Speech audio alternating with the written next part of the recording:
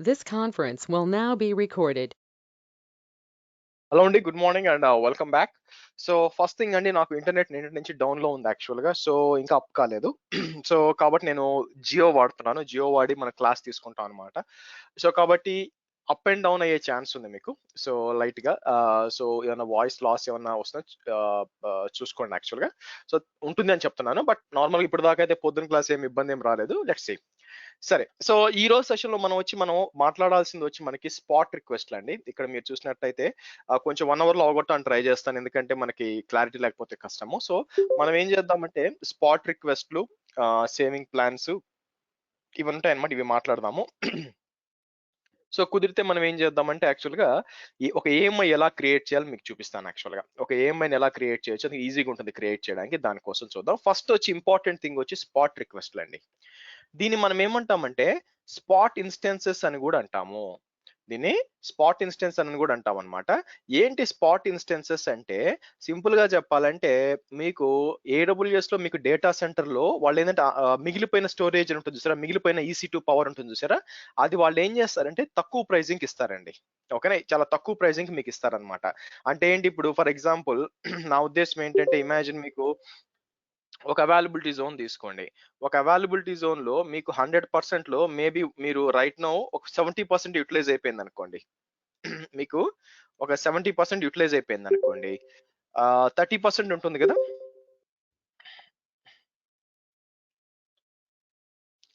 So 70% utilise అయిపోయింది. ఇంకా 30% free ఉంటుంది చూసారా? ఆ 30% ఫ్రీలో నుంచి వాళ్ళు కొంత భాగం ఏం చేస్తారంటే 30% ఫ్రీ ఉంటుంది. 30% ఫ్రీ ఫర్ స్పాట్ ఇన్స్టెన్సెస్ అనుకోండి. అంతా ఇవ్వరండి. బట్ మనకి ఎంత ఉందో కూడా తెలీదనమాట. సో కాబట్టి మనం ఏం చేస్తామంటే స్పాట్ ఇన్స్టెన్సెస్ కోసం ఎంతో కొంత అసైన్ చేశారనుకుందాం యాక్చువల్‌గా. సో మీకేందంటే చాలా చీపర్‌గా ఇస్తారండి. Like even some 90% discount when compared to when compare to on demand అన్నమాట. ఇది ఉంటుంది చూసారా? ఏదైతే రెగ్యులర్‌గా క్రియేట్ చేస్తామో వాటిల్ని ఏమంటామంటే ఆన్ డిమాండ్ ఇన్స్టెన్సెస్ అంటారు. ఇదొచ్చి మీకు స్పాట్ ఇన్స్టెన్సెస్ అంటారు. స్పాట్ ఇన్స్టెన్సెస్ వచ్చి నేను చెప్పినట్టు మీకు చాలా తక్కువ ప్రైస్‌కి మీకిస్తారండి. అటువంటప్పుడు స్పాట్ ఇన్స్టెన్సే వాడుకోవచ్చు కదా! ఆన్ డిమాండ్ వాడాల్సినంత అవసరం ఏందండి? మనము వాళ్ళిద్దరు పిచ్చోళ్ళేం కాదు బేసిక్‌గా. సో, కాబట్టి స్పాట్ ఇన్స్టెన్సెస్‌లో మీకు ఇబ్బందేంటంటే, సో ఇప్పుడు ఒక సింపుల్‌గా చెప్పాలంటే కా కాలేజీ రోజుల్లో ఫర్ ఎగ్జాంపుల్ నేను కాలేజీ చదివే హాస్టల్ ఈ రోజులన్నీ గూడా ఆబ్వియస్‌గా మీకేముంటుందంటే బయట హోటల్స్‌లో మీకేం అకౌంట్ ఉంటుంది బేసిక్‌గా. ఎట్లా ఒక మంత్లీ పే చేసేటట్టు ఉంటుందన్నమాట. ఓకేనా? సో, మంత్లీ పే చేస్తున్నప్పుడు బేసిక్‌గా ఏమవుతుందంటే మీకు ఎవ్రీ మంత్ ఇస్తారు గాబట్టి, అయితే డైలీ కస్టమర్స్‌కి వాల్యూ ఎక్కువుంటుంది వాళ్ళకి. మన దానికంటే, ఎందుకంటే డైలీ కస్టమర్స్ మనీ రొటేట్ అవుతూ ఉంటుంది కాబట్టి వాళ్ళకి వాల్యూ ఇస్తారనమాట. అలాగే ఈ ఆన్ డిమాండ్ వచ్చి మనం ఏం చెప్పొచ్చంటే డైలీ కస్టమర్స్ లాగా చెప్పొచ్చనమాట. ఆన్ డిమాండ్ వచ్చి డైలీ కస్టమర్ లాగా చెప్పొచ్చు.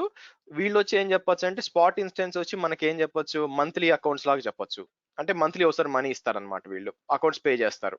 సో, కాబట్టి మీకు రొటేషన్ గావాలి గదా! సో, రొటేషన్ లేతే కష్టం గదా! సో, కాబట్టి గుర్తుపెట్టుకోండి. ఎప్పుడు గూడా డైలీ కస్టమర్స్‌కే వాల్యూ ఎక్కువ. అంటే ఆన్ డిమాండ్ వాటిలకే వాల్యూ ఎక్కువ. సో, కాబట్టి రేపొద్దున ఆన్ డిమాండ్ ఎక్కువ మంది ఆన్ డిమాండ్ డిప్లాయ్ చేస్తున్నారనుకోండి. వాళ్ళేం చేస్తారంటే వాళ్ళ దగ్గర లేదనుకోండి స్పేస్, అంటే సీపీయూ ఆర్ మెమరీ పవర్ లేదనుకోండి. మీ స్పాట్ ఇన్స్టెన్స్‌ని డిలీట్ చేసేసి అది వీళ్ళకిస్తారు. అది బాగా గుర్తుపెట్టుకోండి.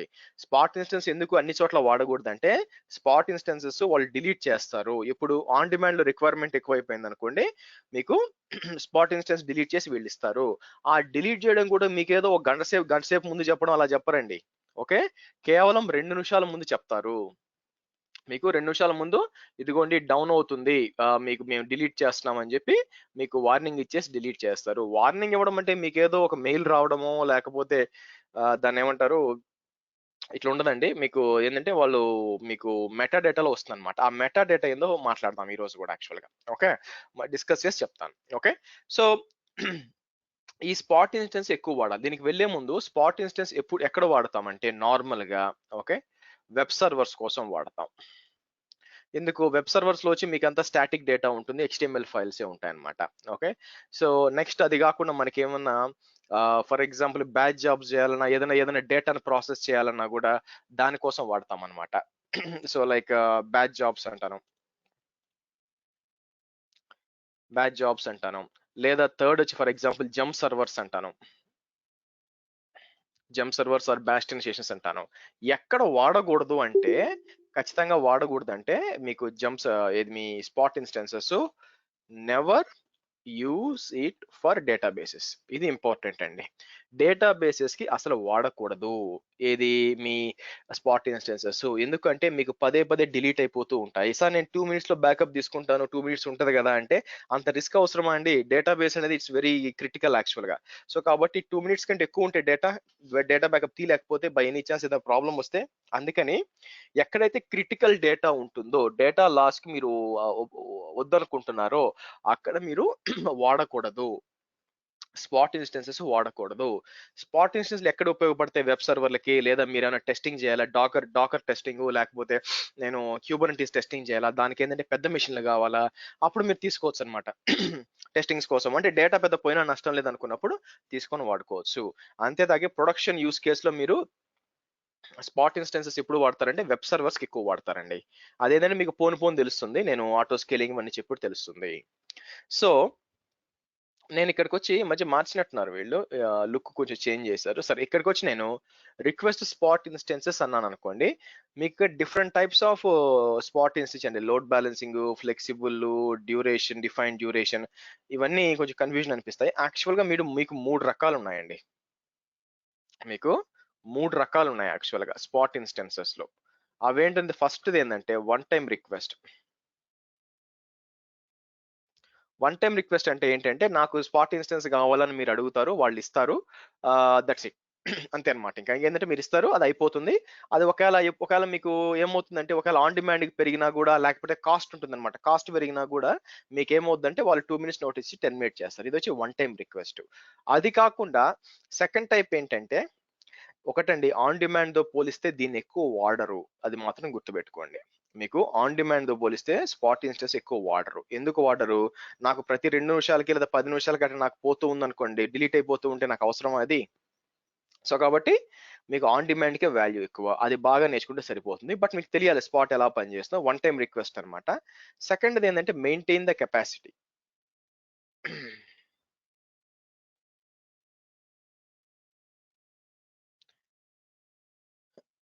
Maintain the capacity.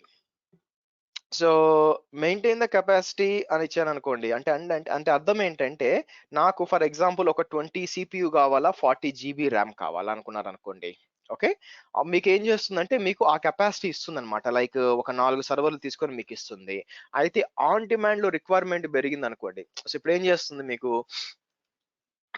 10 into 10 into టీ2 small ఇచ్చిందనుకోండి. టీ2 small మీకిచ్చిందనుకోండి. అయితే ఆన్ డిమాండ్‌లో టీ2 స్మాల్‌కి పెరిగిపోయిందనుకోండి. అది తీసేసి మీకేం చేస్తుంది, టీ2 మీడియంలో ఒక 2 ఇచ్చేస్తుందన్నమాట. అంటే అర్థమైందంటే మీకు మీకు మీరడిగిన కెపాసిటీ ఇస్తుంది గానీ, మధ్యలో ఏమవుతుందంటే, ఒకవేళ ఆన్ డిమాండ్‌లో పెరిగినప్పుడు అది తీసేసి వేరే ఫ్యామిలీలో నుంచి మీకు మెషిన్స్ ఇస్తుంది మీకు యాక్చువల్‌గా. అదొచ్చి మెయింటైన్ ద కెపాసిటీ. అయితే కొన్ని సార్లు ఏమవుతుందంటే, అంటే మీకు మెయింటైన్ కెపాసిటీలో గూడా మీకు మెషిన్స్ డిలీట్ అయిపోవడము, లేకపోతే స్టాప్ అయిపోవడము అంటే డిస్టర్బెన్స్ ఉంటుందన్నమాట. మీకు అలా వద్దు. మీరేమంటారు? మీరు అలా వద్దు నాకు. నాకేం గావాలంటే ఇప్పుడు ఫర్ ఎగ్జాంపుల్ కోవిడే ఉంది. కోవిడ్ టెస్టింగ్ జరుగుతుందనుకోండి. మీకు దానికి గూడా ఆన్‌లైన్‌లో వాడతారనమాట మొత్తం. సో, మీకు టెస్టింగ్ జరుగుతున్న మధ్యలో బ్రేక్ వచ్చేస్తే కష్టం గదా! At a given point of time ఒక టెస్ట్ జరగాలంటే కొన్ని ఫ్యూ అవర్స్ రన్ అవ్వాలనుకోండి. అటువంటప్పుడు నాకు మధ్యలో మనకి 2 మినిట్స్ నోటీస్ ఇచ్చి డిలీట్ చేస్తానంటే కష్టం గదా! సో, మీరేం జేస్తారు? మీరు ప్లాన్ జేస్తారు. మనం స్పాట్ ఇన్స్టెన్సెస్ వాడదాము. సో, ఏం జేయాలి మనం మార్నింగ్ 6:00కి మనం టెస్టింగ్ పెడదాం. టెస్టింగ్ వచ్చి సమ్ టైమ్స్ 4 అవర్స్ పోతుంది. కొన్నిసార్లు మేబీ 5 అవర్స్ పోయే ఛాన్స్ ఉంది అంటే, మీరేం చేస్తారు? మీకు వితౌట్ ఎనీ ఇంటరప్షన్ మీకు 6 అవర్స్ పాటు మీకు రన్ చేయొచ్చనమాట. మాక్సిమం 6 అవర్స్ పాటు అన్నమాట. సో, ఇదొచ్చి వితౌట్ ఇంటరప్షన్.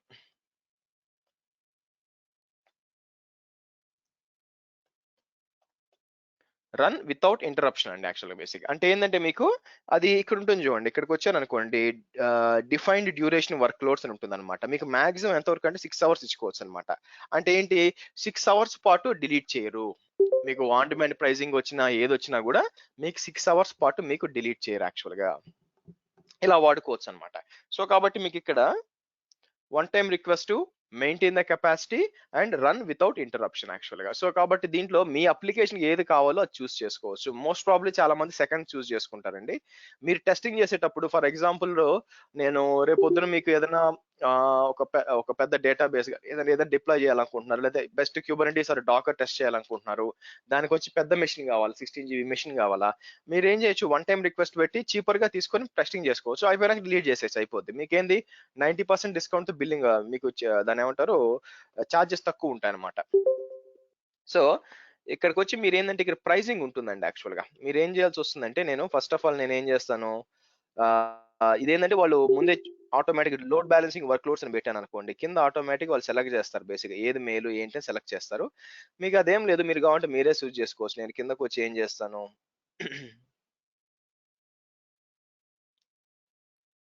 నాకు ఫర్ ఎగ్జాంపుల్ నాకేం కావాలా, ఫ్లెక్సిబుల్ వర్క్ లోడ్స్ చేస్తాను అంటే మీకు ఇక్కడికి వస్తే సూజీ కాకుండా అమెజాన్ లైనెక్స్ కావాలా. సో ఇది ఇస్తాను, అమెజాన్ లైనెక్స్ సెలెక్ట్ చేస్తాను యాక్చువల్ గా. తర్వాత ఇన్స్టెన్స్ టైప్ వస్తుంది, మీకు ఏదైనా ఇన్స్టెన్స్ అన్న సెలెక్ట్ చేసుకోవచ్చు, లేదా స్పెక్స్ అన్న ఇవ్వచ్చు అనమాట, ఎంత ర్యామ్ ఎంత సిపియూ కావాలి అని చెప్పి. నేను instance types change instance type అని అనుకోండి, మీకు సేవింగ్స్ చూడండి ఎంత వస్తుంది ఇక్కడంతా కూడా. మీకు రైట్ సైడ్ లో వచ్చి సేవింగ్స్ కనిపిస్తూ ఉంటుంది అనమాట, మీకు ఎంత సేవింగ్స్ కావాలి అని చెప్పి. సో నేను ఇక్కడికి వచ్చి ఫర్ ఎగ్జాంపుల్ ఇన్స్టెన్స్ ఫ్యామిలీ వచ్చి నేను ఏం చేస్తాను, జనరల్ పర్పస్ మాత్రం సెలెక్ట్ చేస్తాను. చేసినప్పుడు మీకు దీన్ని ఏమంటారు,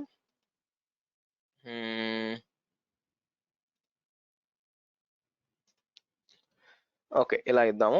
ఇలా ఇచ్చినప్పుడు మీకు స్పాట్ సేవింగ్స్ ఏది ఎక్కువ సేవింగ్స్ చెక్ చేసుకుంటే మీకు ఇక్కడ సెలెక్ట్ చేస్తుంది. హైయెస్ట్ సేవింగ్స్ వచ్చి 80% వస్తుందండి. దేనికి, మీకు M5D ఇట్లా ఇట్లా తీసుకుంటే యాక్చువల్గా 96 CPU 384 GB ర్యామ్ వస్తే మీకు స్పాట్ ప్రైస్ వచ్చి మీకు సమ్వేర్ లైక్ $1 ఉందనుకోండి గంటకి, మీకు చాలా ఎక్కువ అంటే చాలా సేవింగ్స్ వస్తుంది అనమాట.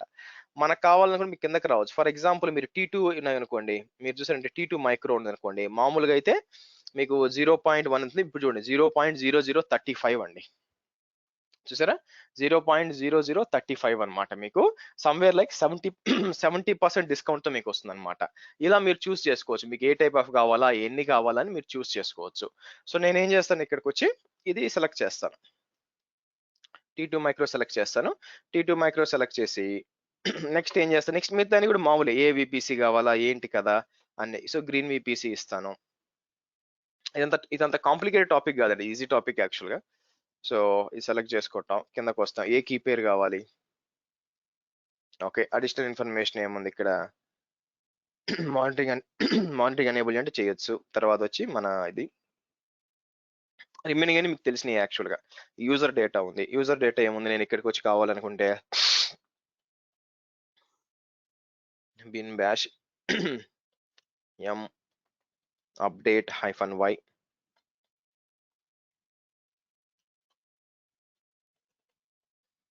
m install nginx-y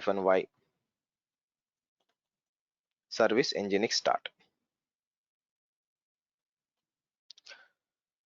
okay right, కిందకు వచ్చి మీకు ఎక్కువ ఇన్స్టెన్స్ కావాలంటే ఎక్కువ కూడా ఇచ్చుకోవచ్చు అండి. ఇక్కడ మీరు చూసారు అనుకోండి, for example total target capacity వచ్చి 10 అని ఇచ్చాను అనుకోండి, 10 ని నచ్చి ఇక్కడ నేను ఏం చేయొచ్చు, మెయింటైన్ ద టార్గెట్ కెపాసిటీ అని ఇవ్వచ్చండి.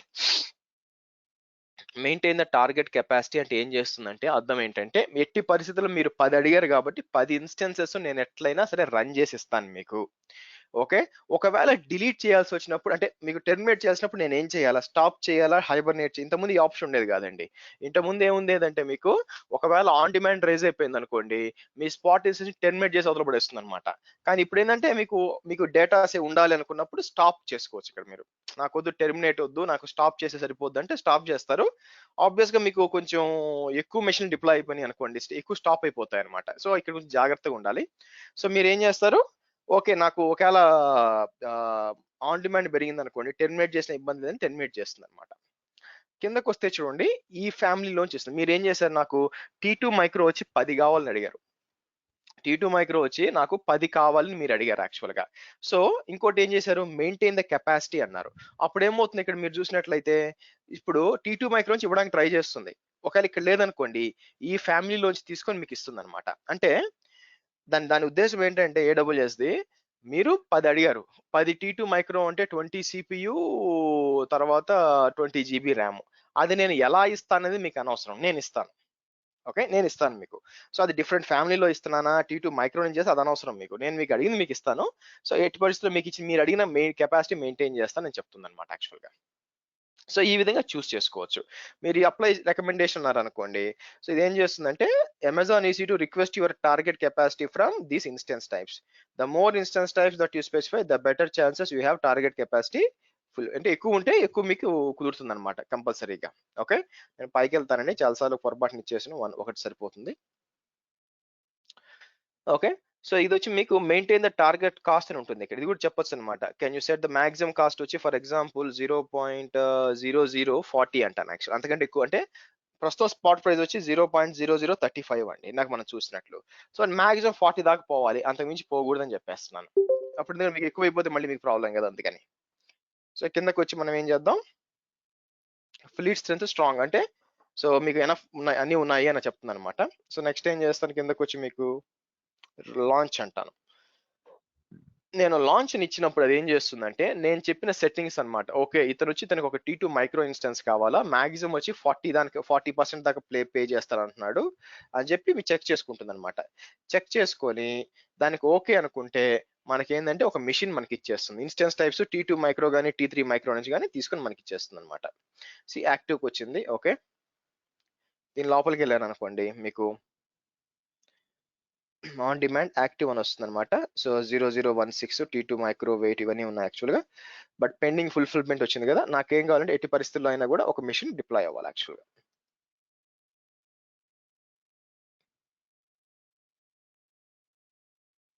అంటే మనం ఇచ్చిన రేట్ ఓకే అనుకోండి వాడికి.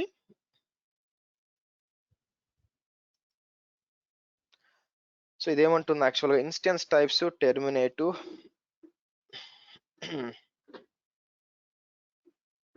సో వెయిట్స్ ఇచ్చినాడు, T2 మైక్రో వచ్చి ఈ వెయిట్స్ అని ఇచ్చినాడు. బట్ ఇంకా ఎందుకు రాలేదు,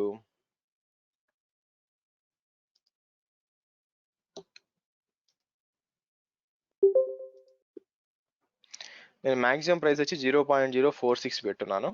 సో ఈ పెండింగ్ ఫుల్ఫిల్మెంట్ వచ్చింది. ప్రాబ్లం అని వస్తే చెప్పేస్తుంది ఏదైనా ప్రాబ్లం ఉంటే. సో యాక్టివ్ సబ్మిటెడ్ అని వచ్చింది.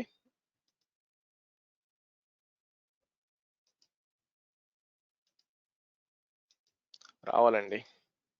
So let's see.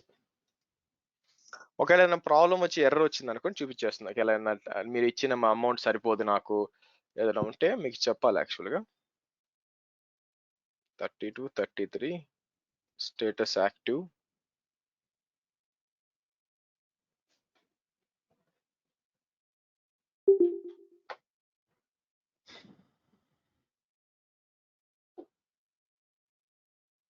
Zero fulfilled అని వస్తుంది.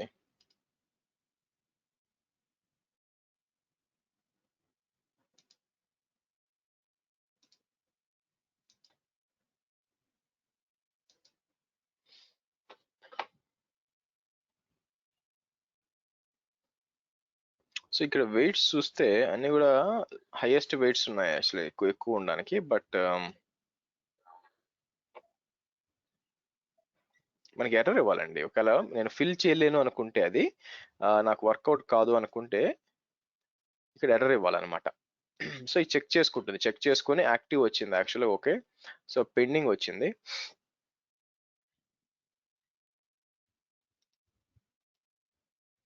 ఇన్స్టెన్స్ ఏం డిప్లాయ్ కాలేదు, దానికోసం చూస్తున్నాం. సరే హిస్టరీకి వెళ్దాం. సో ఇక్కడ మీరు సబ్మిట్ అయిపోయింది. సబ్మిట్ అయిపోయినాక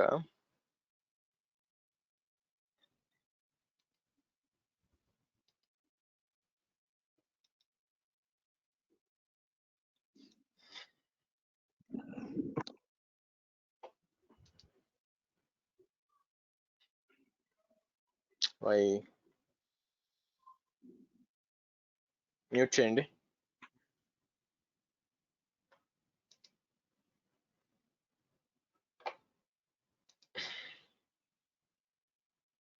ఓకే, ఇది బాగుంది చూడడానికి. ఇంతకుముందు ఇట్లా కనిపించేది అనమాట, వీళ్ళు రీసెంట్ గా చేంజెస్ చేశారు. సో ఇది సెలెక్ట్ చేసినప్పుడు కింద మీకు వచ్చేయాలన్నమాట. సో ఓకే, సో నేను ఏం చేశాను, మాక్సిమం ప్రైస్ 464 అన్నాను. కాబట్టి 0 పాయింట్, కాబట్టి వీటిల్లో T2 వెయిట్ ఇవంతా కూడా ఎక్కువే పే చేస్తా అని చెప్పాము. సో కాబట్టి ఇన్స్టెన్స్ లాంచ్ అవ్వాలండి. So no instances are running. Okay, ఒకవేళ ఇబ్బంది వచ్చినా కూడా ఇది పలాంది ప్రాబ్లం అని మీకు చెప్పేస్తుంది అనమాట. సరే, ఇక్కడ ఇష్యూ వచ్చి చూపించేస్తుంది ఇది సంగతి అని చెప్పి. సో కిందకు వద్దాం.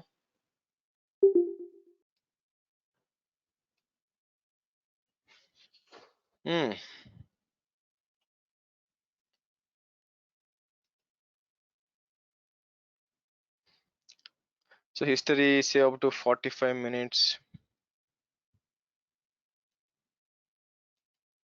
ఓకే, లేకపోతే క్యాన్సిల్ చేద్దాం. అదే ఉంది.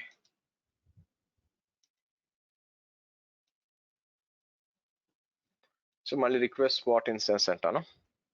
ఇలా ఉండేది కొంచెం, ఇప్పుడు కొత్తగా చేంజ్ చేశారు.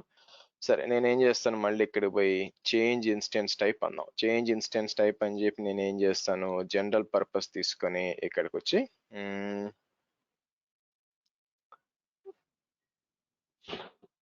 ఓకే, మనం ఏం చేద్దాం, T2 లార్జ్ తీసుకుందాం, ఆర్ T3 లార్జ్ తీసుకుందాం. 0.T3 medium, large medium సరిపోతుందిలేండి. ఇలా ఒకటి తీసుకుంటాను 0.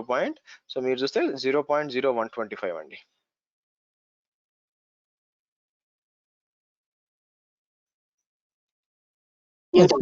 సెలెక్ట్ అవ్వలేదు సార్ అది.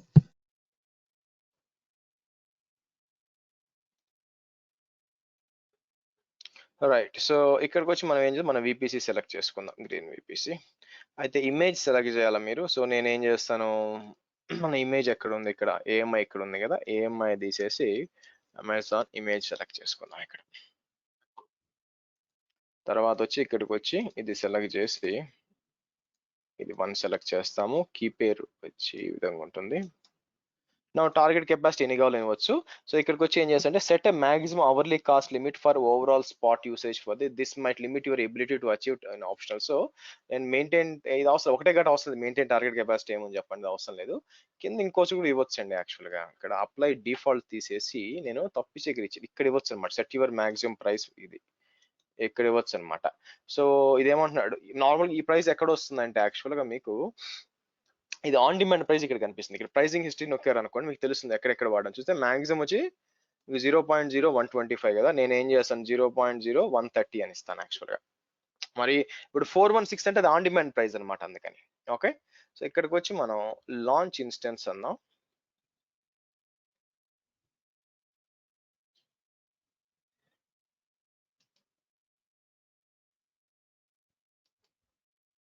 ఓకే, మీకు సబ్మిట్ చేయబడింది. So let's C.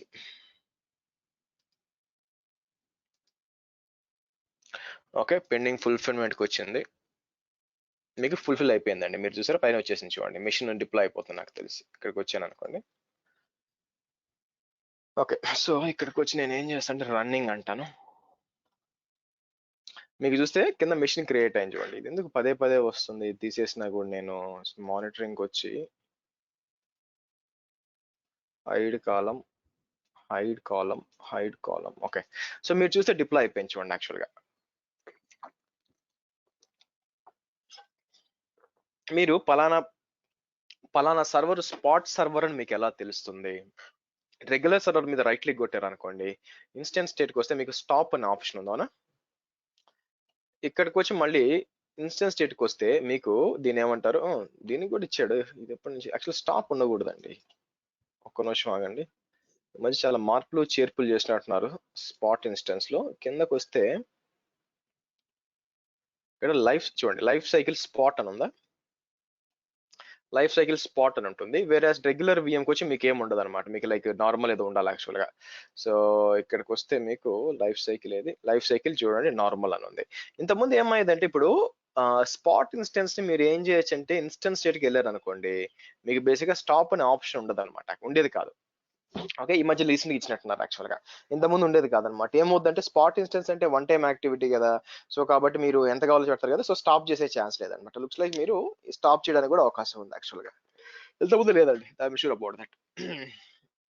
సో కాబట్టి ఎలా కనుక్కోవడం అంటే కిందకు వచ్చి స్పాట్ ఉంటుంది. రైట్ నో బిల్లింగ్ ఏ విధంగా ఉంటుంది, బిల్లింగ్ నాకు 0.014 మ్యాక్స్ అనమాట. రెగ్యులర్ దానికి కాకుండా ఆల్మోస్ట్ 60% డిస్కౌంట్ తో వస్తుంది. అయితే సరే, ఇది ఉంటదా పోద్దా అని మీకు తెలిసే ఒక నోటీస్ ఎక్కడ వస్తుందంటే దానికి మనం లాగిన్ చేయాలి ఇక్కడ. నేను ఏమంటానంటే ఇక్కడికి వచ్చి EC2 యూజర్ ఉంది కదా, ఇది లాగిన్ చేసి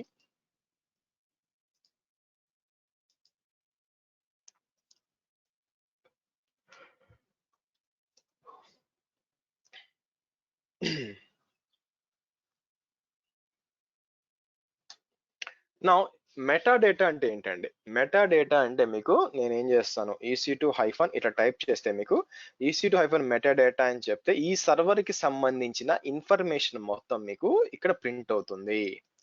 అదే మీకు EC2 మెటా డేటా అంటే మీరు చూసారా, మొత్తం A to Z గా ప్రింట్ అవుతుంది అనమాట. యాక్చువల్గా ఈ ఇన్ఫర్మేషన్ ఎక్కడి నుంచి వస్తుంది? ఇది ఒక మీరు EC2 మెటా డేటా అని రన్ చేసినప్పుడు ఒక స్క్రిప్ట్ రన్ చేస్తుంది. ఆ స్క్రిప్ట్ ఎక్కడి నుంచి వస్తుంది? నేనేం చేస్తాను, ఫైండ్ అని చెప్పి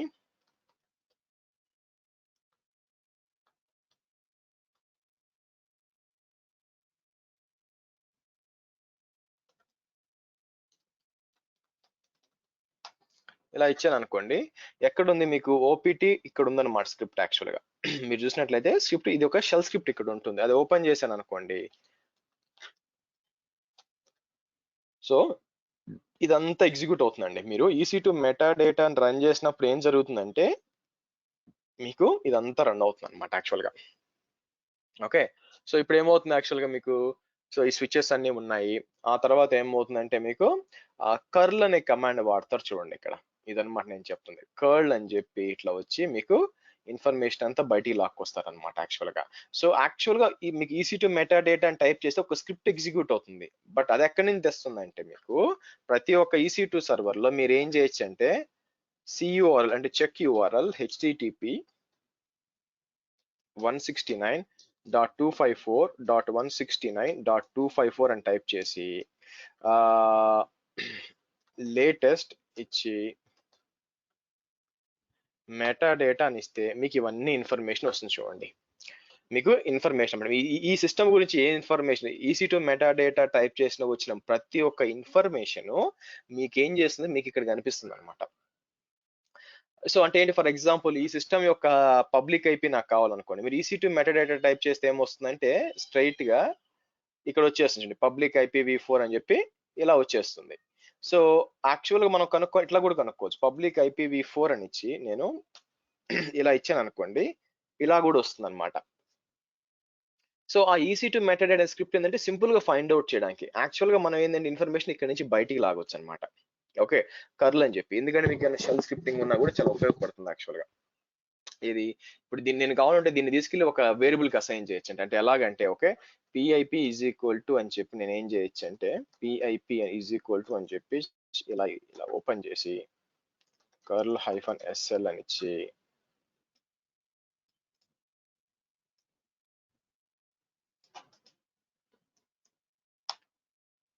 ఇలా ఇచ్చామనుకోండి, మీకు అసైన్ అయిపోతుంది. ఇప్పుడు నేను చూడండి ఎకో అని చెప్పి పిప్ అంటే మీకు ఆ పబ్లిక్ IP కనిపిస్తుంది చూడండి.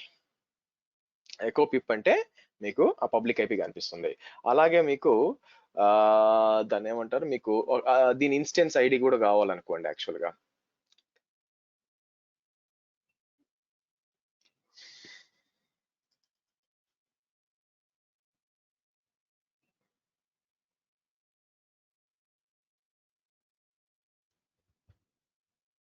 ఇలా ఇచ్చి ఎకో ఇలా ఇస్తే మీకు ఇలా అనిపిస్తుంది అనమాట. సరే, EC2 మెటా డేటా అనే ఒక స్క్రిప్ట్ కి దీనికి వ్యత్యాసం ఏంటంటే ఈ విధంగా నేను కావాలనుకుంటే చూడండి పింగ్ అని చెప్పి $pip అని ఇచ్చాను అనుకోండి, మీకు పింగ్ అవుతుంది. ఇలా యూజ్ అవుతుంది అనమాట. స్క్రిప్ట్స్ రాజు చేయడానికి మీకు ఈ కర్ల్ అనేది బాగా యూజ్ అవుతుంది యాక్చువల్ గా, వేరియబుల్స్ అసైన్ చేసుకోవడానికి. దీంతో పెద్ద పని ఉండదండి, మీకు చెప్తున్నాను. మీకు ఇప్పుడు ఫర్ ఎగ్జాంపుల్ AWS కన్సోల్ కి మీకు యాక్సెస్ లేదు, మీరు ఒక EC2 సర్వర్ కి లాగిన్ అయ్యారు, దాని గురించి ఇన్ఫర్మేషన్ కావాలి మీకు, ఎలా చేస్తారు? Okay, so EC2 meta data అని కొట్టారంటే మొత్తం ఇన్ఫర్మేషన్ అంతా వస్తుంది. ఏం సెక్యూరిటీ గ్రూప్లు అసైన్ అయి ఉన్నాయి ఏంటి కదా, మొత్తం A to Z తెలిసిపోతుంది యాక్చువల్ గా, దానికోసం అనమాట. సో సరే, నేను ఇదంతా ఎందుకు చెప్తున్నానంటే మీకు రేపొద్దున మీకు స్పాట్ ఇన్స్టెన్స్ లో మీకు డిలీట్ చేయాలనుకోండి, నోటీస్ ఇస్తాయి చెప్పాను కదా, ఇక్కడ వస్తుంది అన్నమాట. ఇక్కడ ఒకటి క్రియేట్ అవుతుంది, మీకు స్పాట్ అని క్రియేట్ అవుతుంది. అవసరమైనప్పుడే ఇక్కడ క్రియేట్ అవుతాయండి. ఎలాగా అంటే ఫర్ ఒక పని చేద్దాం మాగండి, ఇక్కడ మీకు హోస్ట్ నేము ఐతో ఏమున్నాయి, ఐతో వచ్చి మీరు ఐడెంటిటీ ఇన్స్టెన్స్ ఇవన్నీ ఉన్నాయి కదా. నేను ఒక పని చేస్తాను చూడండి, రైట్ క్లిక్ చేసి ఇన్స్టెన్స్ సెట్టింగ్ ఐఏఎం రోల్ అని చెప్పి. డోంట్ వరీ, ఇది ఏందో మీకు పక్కన పెడదాం. మీకు మీకు నేను ఒక రోల్ అసైన్ చేస్తాను. అసైన్ చేసి ఇక్కడికి వచ్చి ఎంటర్ కొట్టాను అనుకోండి. ఇంతకుముందు ఐఏఎం లేదు చూడండి, ఇప్పుడు ఐఏఎం వచ్చింది. ఐడెంటిటీ పైన హోస్ట్ నేమే ఉండింది. పైకి వెళ్ళారు అనుకోండి, మీరు చూస్తే ఐడెంటిటీ పైన హోస్ట్ నేమ్ ఉంది, కానీ ఇప్పుడు చూసారు అనుకోండి ఐఏఎం వచ్చింది. అయితే అంటే ఏంది, అవసరాన్ని బట్టి కొత్తవి యాడ్ అవుతూ ఉంటాయి అనమాట ఇక్కడ. అలాగే స్పాట్ కూడా యాడ్ అవుతుంది మీకు. స్పాట్ రిక్వెస్ట్ కదా ఇది. ఒకవేళ వాళ్ళు డిలీట్ చేయాలనుకుంటే మీకేం స్క్రీన్ మీద ఫ్లాష్ అని TV9 న్యూస్ లాగా కనిపిస్తుంది బేసిక్ గా. ఓకే, సో మీకు ఏమవుతుందంటే ఇలా ఒకటి యాడ్ అవుతుంది అనమాట. యాడ్ అయిపోయి ఆటోమేటిక్ గా మీకు 2 minutes తర్వాత మీరు టెర్మినేట్ అయి ఉంటుంది, లేదా స్టాప్ సెలెక్ట్ చేసుకోండి, స్టాప్ అయిపోతుంది అనమాట. సో ఇది మెటా డేటా. స్పాట్ ఇన్స్టెన్స్ అంటే ఇదండి యాక్చువల్ గా. సో స్పాట్ ఇన్స్టెన్స్ లో నేను ఏం చెప్పాను మీకు, 3 రకాలు ఉంటాయి. ఒకటి వచ్చి ఫర్ ఎగ్జాంపుల్ నేను బ్యాక్ వెళ్ళి నాకు ఒక డిఫైన్ వర్క్ కావాలి, క్రియేట్ స్పాట్ ఇన్స్టెన్స్ అనొచ్చు. నేనేం చెప్పొచ్చు, ఇది సెలెక్ట్ చేయొచ్చు అనమాట. డిఫైన్ వర్క్ లోడ్స్ అని చెప్పి కిందకు వచ్చి 6 hours దాకా కావాలి అని చెప్పి. అంటే ఏమోది మీకు ఇంటరప్షన్ ఏమి ఉండదు అనమాట. 6 hours పాటు మీకు రన్ అవుతుంది. దాని తర్వాత ఏంటంటే డిపెండింగ్ అపాన్ ద టైం మీకు బిల్లింగ్ జరుగుతూ ఉంటుంది అనమాట. ఆటోమేటిక్ గా ఆన్ డిమాండ్ పెడితే మీకు డిలీట్ అయిపోతుంది యాక్చువల్ గా. ఓకే, అయితే మీరు జాగ్రత్త గుర్తుపెట్టుకోవాల్సింది ఏంది, స్పాట్ రిక్వెస్ట్లు అనేది కేవలం ఎక్కడైతే డేటా పోయినా నష్టం లేదో, జస్ట్ లైక్ వెబ్ సర్వర్స్ ఉంటుంది, వెబ్ సర్వర్ ఏం డేటా ఉండదు మీకు, లేదా యాప్ సర్వర్స్ ఉంటుంది, దాంట్లో ఏం డేటా ఉండదు, అంతా కూడా స్టాటిక్ HTML ఫైల్స్ ఉంటాయి. అలాంటి చోట వాడాలి తప్పితే మీరు నేను డేటాబేస్ కి స్పాట్ ఇన్స్టెన్స్ అని పెట్టి క్రియేట్ చేసి డేటాబేస్ అంతా ఇన్స్టాల్ చేసి ఇంకా రెడీ అనుకున్నప్పుడు టపాన ఎగిరిపోతుంది అనమాట, టెర్మినేట్ అయిపోతుంది. కాబట్టి అలా వాడకూడదు. So real time use case లో నేను టూ థింగ్స్ చూస్తానండి ఎక్కడ వాడతానని చెప్పి రియల్ టైమ్ ఎన్వైరన్మెంట్స్. ఒకటి వచ్చి వెబ్ సర్వర్స్ కోసం. మీకు ఆటో స్కేలింగ్ లో ఏమవుతుందంటే, ఆటో స్కేలింగ్ అంటే ఏం జరుగుతుందంటే, మీకు 2 సర్వర్స్ ఉంటాయి, సడన్ గా లోడ్ ఎక్కువైపోయింది, ఆటోమేటిక్ ఇంకో 3 సర్వర్లు డిప్లాయ్ అవుతాయి అనమాట. అప్పుడు అది స్పాట్ ఇన్స్టెన్స్ అయి ఉండొచ్చు, అదొకటి. రెండోది ఏంటంటే దీన్ని ఏమంటారు మీకు, రెండోది వచ్చి మీకు ఈ టెస్టింగ్ కోసం. యాక్చువల్ గా మీరు టెస్టింగ్ కోసం ఒక 20 సర్వర్లు కావాల్సి వచ్చింది, లోడ్ టెస్టింగ్, అప్పుడు డిప్లాయ్ చేయొచ్చు అనమాట. అది కాకుండా పర్సనల్ గా నేనైతే క్యూబర్నెటీస్ కి వాడతాను, డాకర్ కి వాడతాను, యాన్సిబుల్ టెస్టింగ్ కోసం వాడతాను, బొచ్చెడు కోసం వాడతానండి స్పాట్ ఇన్స్టెన్సెస్. ఓకేనా, సో ఇదండి స్పాట్ ఇన్స్టెన్స్. Any questions? ఏమైనా అర్థం కాలేదు ఇక్కడ? అడగండి, ఏమైనా అర్థం కాలేదా?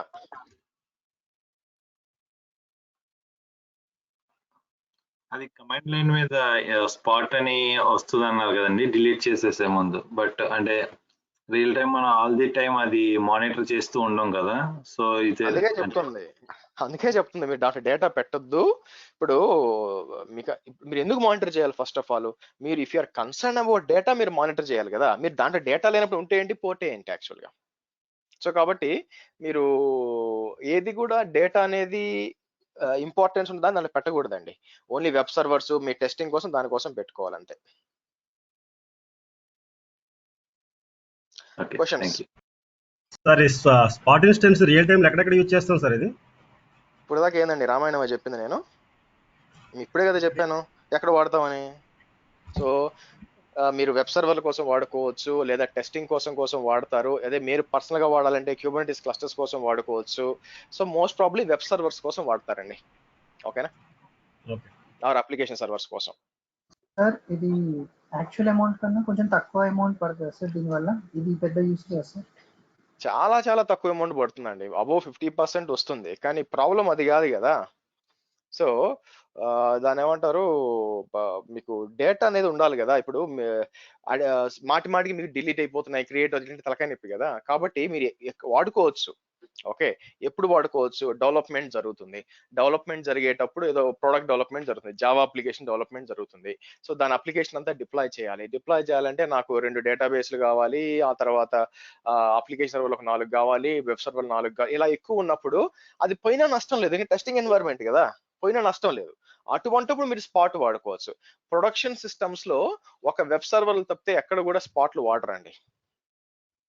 ఓకేనా? ఓకే.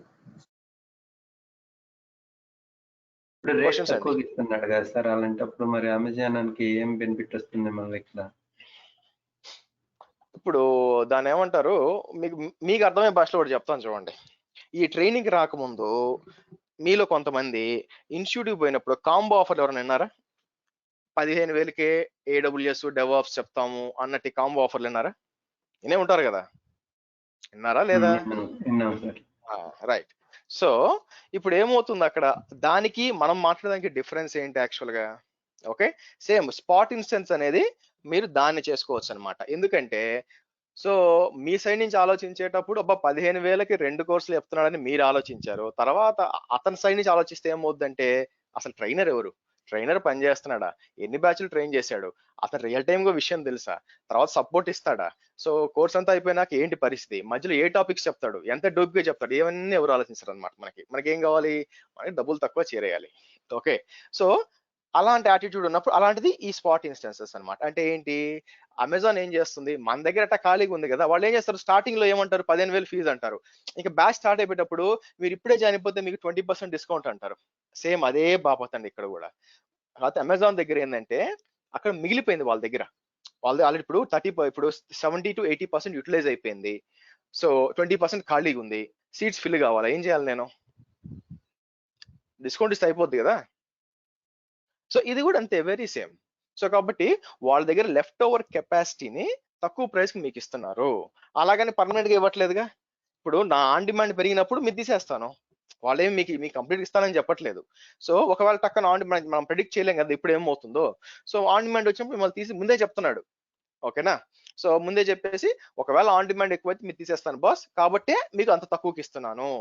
పాయింట్ ఏంటి అక్కడ, ఎందుకు తక్కువ ఇస్తున్నాడు, ఎప్పుడు కావాలంటే అప్పుడు తీసేయచ్చు కాబట్టి మీకు తక్కువకి ఇస్తున్నాడు.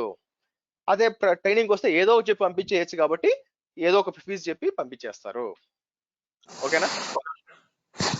అయితే ఇది వాళ్ళ పార్ట్ ఆఫ్ ఆర్కిటెక్చర్ ఉంటుంది కదా సార్, అన్ని ఇన్స్టెన్స్ లో ఇలా ఖాళీ ఉంచుతారు. ఒకటండి, on demand instance spot instance కి పెద్ద టెక్నికల్ గా డిఫరెన్స్ ఏమీ లేదు, గుర్తుపెట్టుకోండి, రెండు EC2 ఇన్స్టెన్స్లే. ఓకే, సో స్పాట్ ఇన్స్టెన్స్ అంటే 2 minutes notice, stop or terminate. So కాబట్టి ఆర్కిటెక్చర్ వాళ్ళు వెనక కాన్ఫిగర్ చేసుకొని ఉంటారు, ఏముంది వాళ్ళు తెలుస్తూ ఉంటుంది కదా ఎంత లోడ్ యూటిలైజ్ అయింది అని చెప్పి. సో కాబట్టి ఆటోమేటిక్ గా ఆన్ డిమాండ్ ఎక్కువ పెరుగుతుంది అనుకోండి, మీ స్పాట్ డిలీట్ చేస్తారు. సో కాబట్టి వాళ్ళు మేనేజ్ చేసుకుంటారు వెనక. ఎందుకంటే ఇప్పుడు దాన్ని ఏమంటారు, రెగ్యులర్ కస్టమర్ ఇంపాక్ట్ కాకూడదు కదా. ఎప్పుడో అమావాస్య పౌర్ణమికి వచ్చే అతని కోసం బిజినెస్ మనం వదులుకోం కదా. సో రెగ్యులర్ కస్టమర్స్ ఉంటారు. ఓకే, ఇప్పుడు ఫర్ ఎగ్జాంపుల్ నేను నా భాషలో చెప్తాను చూడండి. సో కొంతమంది స్టూడెంట్స్ ఉంటారు, సార్ మాకు 1-to-1 సెషన్ ఇమ్మంటారు, 1-to-1 సెషన్, లేకపోతే మేము ముగ్గురు ఉన్నాం మాకు సపరేట్ క్లాస్ తీసుకోండి.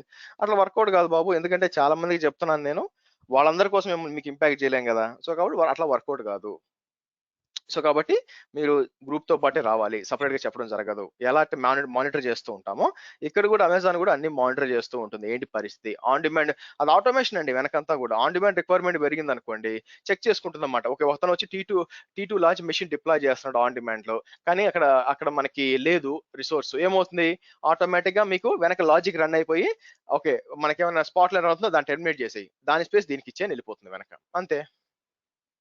ఓకేనా. Okay sir, thank you. Duration ఏమన్నా 1 hour అని చెప్పినా అంటే ఆ 1 hour లోపు అయితే వాడు డిలీట్ చేయడం. డౌన్ అండి, డ్యూరేషన్ అయితే 1 to 6 hours. అదే ఒక మనం డ్యూరేషన్ మీరు 1 hour సెలెక్ట్ చేసుకుంటే చేయడం. ఓకే సార్, ఇది ఎగ్జిస్టింగ్ ఇన్స్టెన్స్ ఏమైనా ఉంటే దాన్ని క్లోన్ చేసి స్పాట్ ఇన్స్టెన్స్ క్రియేట్ చేయొచ్చా సార్? ఇప్పుడు ఏమైనా ఇమేజే కదా పైన. ఓకే, ఎమర్జెన్సీ మైగ్రేషన్ అదేం లేదు, ఇక్కడ సర్చ్ EMI ఉంది, ఇక్కడ చూస్తే మై EMI నా EMI కనిపిస్తుంది చూడండి, ఇక్కడ నా EMI అనమాట. అదే కూడా అమెజాన్ EMI కనిపిస్తుంది. మీరు మీ EMI క్రియేట్ చేసుకున్నప్పుడు మీకు మై EMIs లో కనిపిస్తుంది ఇక్కడ, అది మీరు సెలెక్ట్ చేసుకోవచ్చు.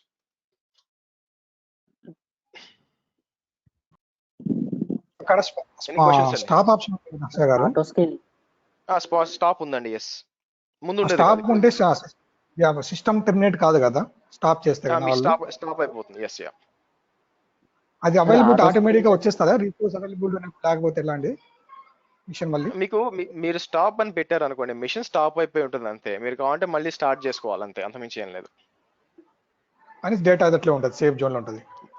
మీకు డేటా అనేది కావాలంటే చేసుకోవాలి, బట్ నేను టెస్ట్ చేయలేదండి. స్టాప్ అనేది కొత్తగా వచ్చింది యాక్చువల్గా, మేబీ ఒక 2-3 months ముందే వచ్చిందేమో, నేను గమనించలేదు యాక్చువల్గా. సో ఎందుకంటే స్పాట్కి పోతున్న ఒకే ఒకటి ఏంటంటే మనకి ఇప్పుడు సిస్టమ్ షట్ డౌన్ అయిపోయినా డిలీట్ అయినా నాకు ఒకటేనండి, ఎందుకంటే ప్రొడక్షన్ లో లేదు యాక్చువల్గా, కాబట్టి నేను డేటాబేస్ వాడుకోలేను. డిలేట్ అవడం అంటే మొత్తం డేటా పోద్ది, స్టాప్ అయిందంటే మళ్ళీ మనం పవర్ ఆన్ చేసుకుంటే కానీ డేటా ఉంటుంది కదా నా ఫీలింగ్. సార్ అసలు మీరు డేటానే పెట్టదు, నేను పక్కన చెప్తుంటే డేటా అవుద్ది ఎందుకండి? నేను అసలు అంటే డేటా సమ్ ఎక్కడైతే టైమ్స్ మనం ఇంపార్టెంట్ టెస్టింగ్ పర్పస్ ఉంటుందో కదా, సమ్ టైమ్స్ టెస్టింగ్ చేస్తూ ఉంటాము, డేటా ఉంటుంది కొంచెము, సో మళ్ళీ అవైలబిలిటీ రావాలంటే అప్పుడు ఉంటుంది కదా నాకు. అట్లా చేయరండి. అట్లా చేయకుండా ఏం చేస్తారంటే టెస్టింగ్ డేటా ఉంటే దాన్ని తీసుకెళ్లి S3లో ఎక్కడ పెట్టుకుంటాం, సిస్టమ్ స్టార్ట్ అయినప్పుడు అక్కడ నుంచి డౌన్లోడ్ చేసుకుంటుంది, అంతే తప్ప దాని మీద పెట్టకూడదు తీసుకోవచ్చు యాక్చువల్గా. ఓకే. ఎనీవే, ఎనీథింగ్ ఎల్స్ అండి? సార్ ఆటో స్కేలింగ్ అసైన్ చేసేటప్పుడు ఈ మనం అసైన్ చేయొచ్చా సార్ స్పాట్ ఇన్స్టెన్స్ అనేది తీసుకోమని చెప్పి? అది వచ్చేదాకా ఆగండి. నెక్స్ట్ అండి. ఇనిషియల్ గా నేను స్పాట్ తీసుకొని నా రిక్వైర్మెంట్ ఆన్ డిమాండ్ కి వెళ్ళిపోయింది అనుకోండి, సపోజ్ నాకు అది డేటా అనేది క్రిటికల్ అనుకోండి, అప్పుడు ఆన్ డిమాండ్ లోకి చేంజ్ చేయకేమని ఉంటుంది? అలాంటి ఆప్షన్ ఇక్కడ స్క్రీన్ మీద అయితే లేదండి, ఇక్కడైతే లేదు. అప్పుడు ఏం చేయాలంటే డేటా తీసుకొని దాన్ని ఇమేజ్ గా కన్వర్ట్ చేసుకొని దాని నుంచి మీరు కొత్త మెషిన్ తీసుకొని అలా ఆన్ డిమాండ్. ఎందుకంటే సో ముందు ఆన్ డిమాండ్ చేసి వరి స్పాట్ చేస్తుంటే బాగుండే అని ఫీల్ అయ్యాను, కానీ ముందు స్పాట్ చేసి దీన్ని ఆన్ డిమాండ్ అంటే బాగా నేను ఎప్పుడు చూడలేదండి యాక్చువల్ గా. సో కాబట్టి ఒకవేళ చేస్తుంటే మీరు ఇమేజ్ గా కన్వర్ట్ చేసుకొని దాన్ని ఆన్ డిమాండ్ గా చేయండి, అదొకటే దారి. ఓకే ఓకే, నెక్స్ట్ వచ్చి మనం డిస్కస్ చేయాల్సింది వచ్చి ఈ సేవింగ్ ప్లాన్స్ అని ఉంటుందండి. ఈ సేవింగ్ ప్లాన్స్ ఎందుకు అంటే వెరీ సింపుల్, మీరు కమిట్మెంట్ ఇవ్వడం అనమాట. మీరు ఏం చేస్తారు, నేను రోజుకి ఇంత వాడుకుంటాను, ప్రతిరోజు ఇంత వాడుకుంటాను అని కమిట్మెంట్ చేస్తే AWS కి, సో దాన్ని ఏమంటారు, మీకు డిస్కౌంట్ ఇస్తాడు అనమాట, అంత మించి ఏం లేదు. ఇది కూడా కొత్తగా వచ్చింది, ముందు లేదు యాక్చువల్ గా.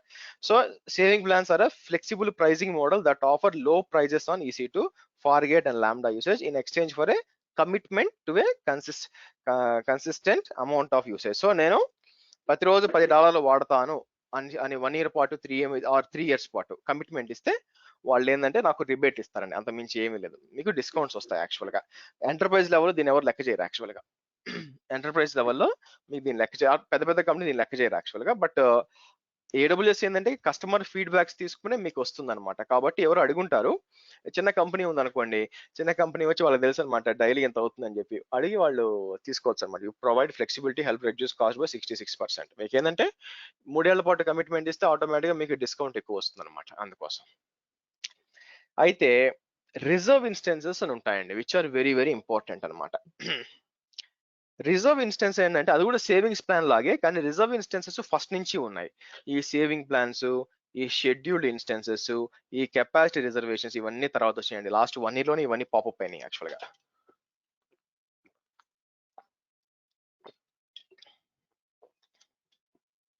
ఓకే, రిజర్వ్ ఇన్స్టెన్సెస్ అంటే ఏంటంటే ఇమాజిన్ మీ దగ్గర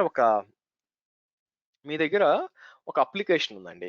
ఆ అప్లికేషన్ మీకు తెలుసు అనమాట. అప్లికేషన్కి ఏముంది, ఫర్ ఎగ్జాంపుల్ మీ దగ్గర ఒక 2 యాప్ సర్వర్స్ ఉన్నాయి, వెబ్ సర్వర్స్ ఉన్నాయి, ఆ తర్వాత 2 యాప్ సర్వర్స్ ఉన్నాయి,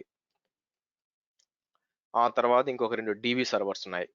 సో మీకు తెలుసు అనమాట ఎట్టి పరిస్థితుల్లో ఈ యాప్ సర్వర్స్ పెరగచ్చు తగ్గచ్చు ఏమో, కానీ 2 కంటే తక్కువ పోవు. కాబట్టి ఎట్టి పరిస్థితుల్లో మీకు ఈ 6 మెషిన్స్ అయితే కంపల్సరీగా రన్ అవుతాయని మీకు తెలుసు అనమాట, దాంట్లో డౌట్ లేదు. ఒకవేళ కాకపోతే వెబ్ సర్వర్స్ ఇంకా ఎక్స్ట్రా యాడ్ చేయొచ్చు, తగ్గించవచ్చు, or app servers extra add చేసి తగ్గించవచ్చు తప్పితే. బట్ మినిమం ఇన్ఫ్రాస్ట్రక్చర్ ఏంటంటే మీ మీ మీ ఇన్ఫ్రాస్ట్రక్చర్ రన్ అవ్వాలంటే మీకు ఆటోమేటిక్గా ఈ 6 సర్వర్లు కావాలండి, EC2 ఇన్స్టెన్సెస్ కావాలి. అఫ్ కోర్స్ డేటాబేస్ RDS అని వాడుకోవచ్చు అనుకోండి, అది మళ్ళీ మాట్లాడదాం. సో అండ్ మీరు ఒక స్టార్ట్అప్ అనుకోండి, బేసిక్గా స్టార్ట్అప్ లో లేదంటే మీకు తెలుసు మీ ప్రాజెక్ట్ గురించి క్లయింట్ ఏం చేస్తాడు, ఇది కొత్త ప్రాజెక్ట్, ఇది ఈజీగా ఎట్ట కాదనుకున్న మా ఎక్స్పెక్టేషన్ ఏంటంటే ఒక 5-6 ఏళ్ళు ఈజీగా పోతుంది మొత్తం, ఎందుకంటే మొత్తం కస్టమర్ ఫేసింగ్ ఉంటుంది అంతా కాబట్టి అన్నారు అనుకోండి. అప్పుడు మనం ఏం చేయొచ్చు అంటే ముందే రిజర్వ్ చేయొచ్చు అనమాట. ఈ 6 సర్వర్లకి ఎంత అవుతుంది అని చూసుకొని ముందే 1 సంవత్సరానికి లేదా 3 ఏళ్లకి మనం సగం కట్టడమా ముందే మొత్తం కట్టడమా చేస్తే మీకు బాగా డిస్కౌంట్ వస్తుంది. అంటే నా ఉద్దేశం ఏంటి, ఫర్ ఎగ్జాంపుల్ ఇన్స్టెన్స్ టైప్స్కి వెళ్తానండి. ఇన్స్టెన్స్ టైప్స్కి వెళ్ళి నేనేమంటాను, మనకి అన్ని కూడా T2 మీడియం కావాల్సి వచ్చింది అనుకుందాం. అన్ని 6 సర్వర్లు కూడా T2 మీడియం అంటాను యాక్చువల్గా. T2 మీడియం అంటే మీకు ఎంత యాక్చువల్గా 2 CPU 4 GB ర్యామ్ అనమాట. మీకు పర్ అవర్ బిల్లింగ్ వచ్చి ఇది మీకు నేను క్యాలిక్యులేట్ చేస్తా చూడండి. 6 సర్వర్లకి లేదా ఒక సర్వర్కి ఒక సర్వర్ తీసుకున్నాం అనుకోండి, 0 464 రోజుకి 24 గంటలు మీరు 24/7 రన్ అవ్వాలనుకుంటే మీకు రోజుకి వచ్చి $1.11 ఎంత వస్తుందండి. అదే నెలకు అంటే ఒక రోజుకి ఇది నెలకు ఎంత వస్తుంది, యావరేజ్ గా 360 సంవత్సరానికి తీసుకుంటాను యాక్చువల్ గా. సంవత్సరానికి మీరు కట్టాల్సింది $406 మొత్తం 6 సర్వర్లు కాబట్టి సంవత్సరానికి వచ్చి 2431 ఇంటూ 3 ఏళ్ళకి వేసాను అనుకోండి. 3 ఏళ్లకి 6 సర్వర్లు మీరు రన్ చేస్తే మీరు కట్టాల్సింది వచ్చి సో 7316 ఇది ఎందుకు వచ్చింది.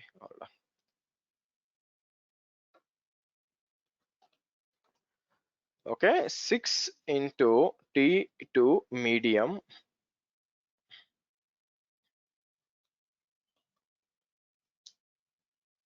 $7316 అన్నమాట. ఇది 3 ఏళ్ళకి ఫర్ 3 years. కరెక్టేనా నేను వేసింది? 6 వేసానా? ఓకే సరే. సో మనకి ఇది తీసుకోండి.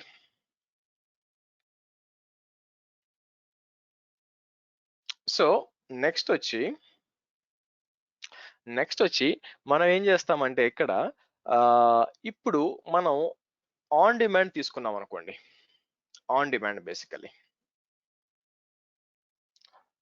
సో ఇక్కడికి వచ్చి నేను దీన్ని ఏమంటారు, రిజర్వ్ ఇన్స్టెన్స్ తీసుకున్నాం అనుకోండి. పర్చేస్ రిజర్వ్ ఇన్స్టెన్సెస్ అంటాను. ఇక్కడికి వచ్చి మనం ఏంది యాక్చువల్గా T2 మీడియం సెలెక్ట్ చేస్తాను. T2 మీడియం సెలెక్ట్ చేసి ఇక్కడికి వచ్చిన Unix okay fine, tenancy default, term వచ్చి ఇది 3 ఏళ్ళు తీసుకుంటాను. అంటే 1 year 3 years ఉంటుందండి, 2 years ఉండదు. ఎందుకంటే ఏమో లక్కీ నెంబర్ ఏమో మనకు తెలియదు. ఓకే, సో నెక్స్ట్ వచ్చి మనం ఇక్కడ దీనికి మళ్ళీ వస్తాను. పేమెంట్ ఆప్షన్స్ వచ్చి మీరు partial upfront, all upfront, no upfront. నేను ఆల్ అప్ ఫ్రంట్ అంటాను యాక్చువల్గా. మొత్తం డబ్బులు ముందే కట్టేస్తాను. ఓకే, మీలో కొంతమంది ఆఫర్లు ఇస్తుంటారు కదా, నాకు కూడా సార్ మొత్తం ఫీజు ఎక్కువ కట్టేస్తాను కొంచెం డిస్కౌంట్ ఇస్తారని చెప్పి, అలాగే అనుకోండి కొంచెం. ఓకే, సో అలాంటి ఏం లేవులేండి నా దగ్గర. సో ఎనీవే, సో మీరు చూసినట్లయితే సో స్టాండర్డ్ కన్వర్టబుల్, స్టాండర్డ్ అంటే మారదనమాట యాక్చువల్గా, అట్లే ఉండిపోతుంది. కొన్నిసార్లు మధ్యలో ఏమైనా మెషిన్ టైప్స్ మార్చుకోవాలంటే కన్వర్టబుల్ అనమాట. సో మీరు ఇక్కడ చూసినట్లయితే ఆన్ డిమాండ్ లో మీకు వచ్చినప్పుడు ఎంత పడుతుందండి? ఫర్ ఎగ్జాంపుల్ నేను ఇక్కడికి వచ్చి ఇన్స్టెన్స్ టైప్ వచ్చి నేను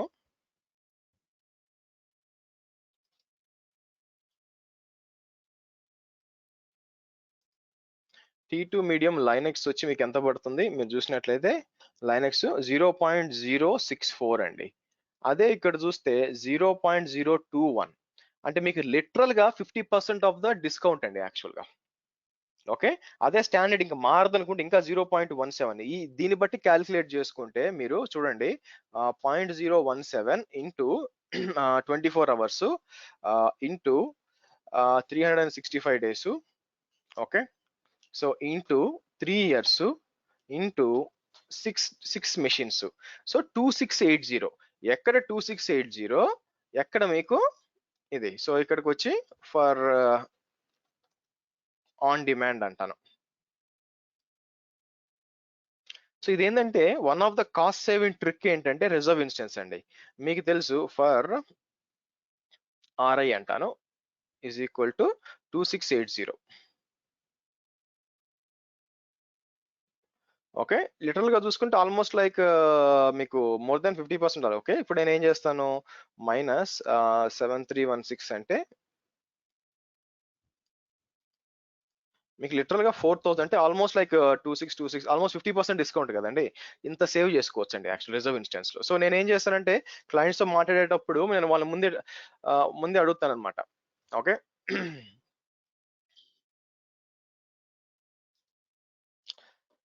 సో ఇప్పుడు మనం ఏం చేస్తామంటే యాక్చువల్గా ఓకే క్లయింట్ మాట్లాడేటప్పుడు చెప్తాను ఇది సంగతి, ఇలా చేయండి మీరు యాక్చువల్గా. సో మీరు ఇలా చేసినట్లయితే మీకు ఏం చేస్తానంటే మీకు అడ్వాంటేజ్ ఉంటుంది.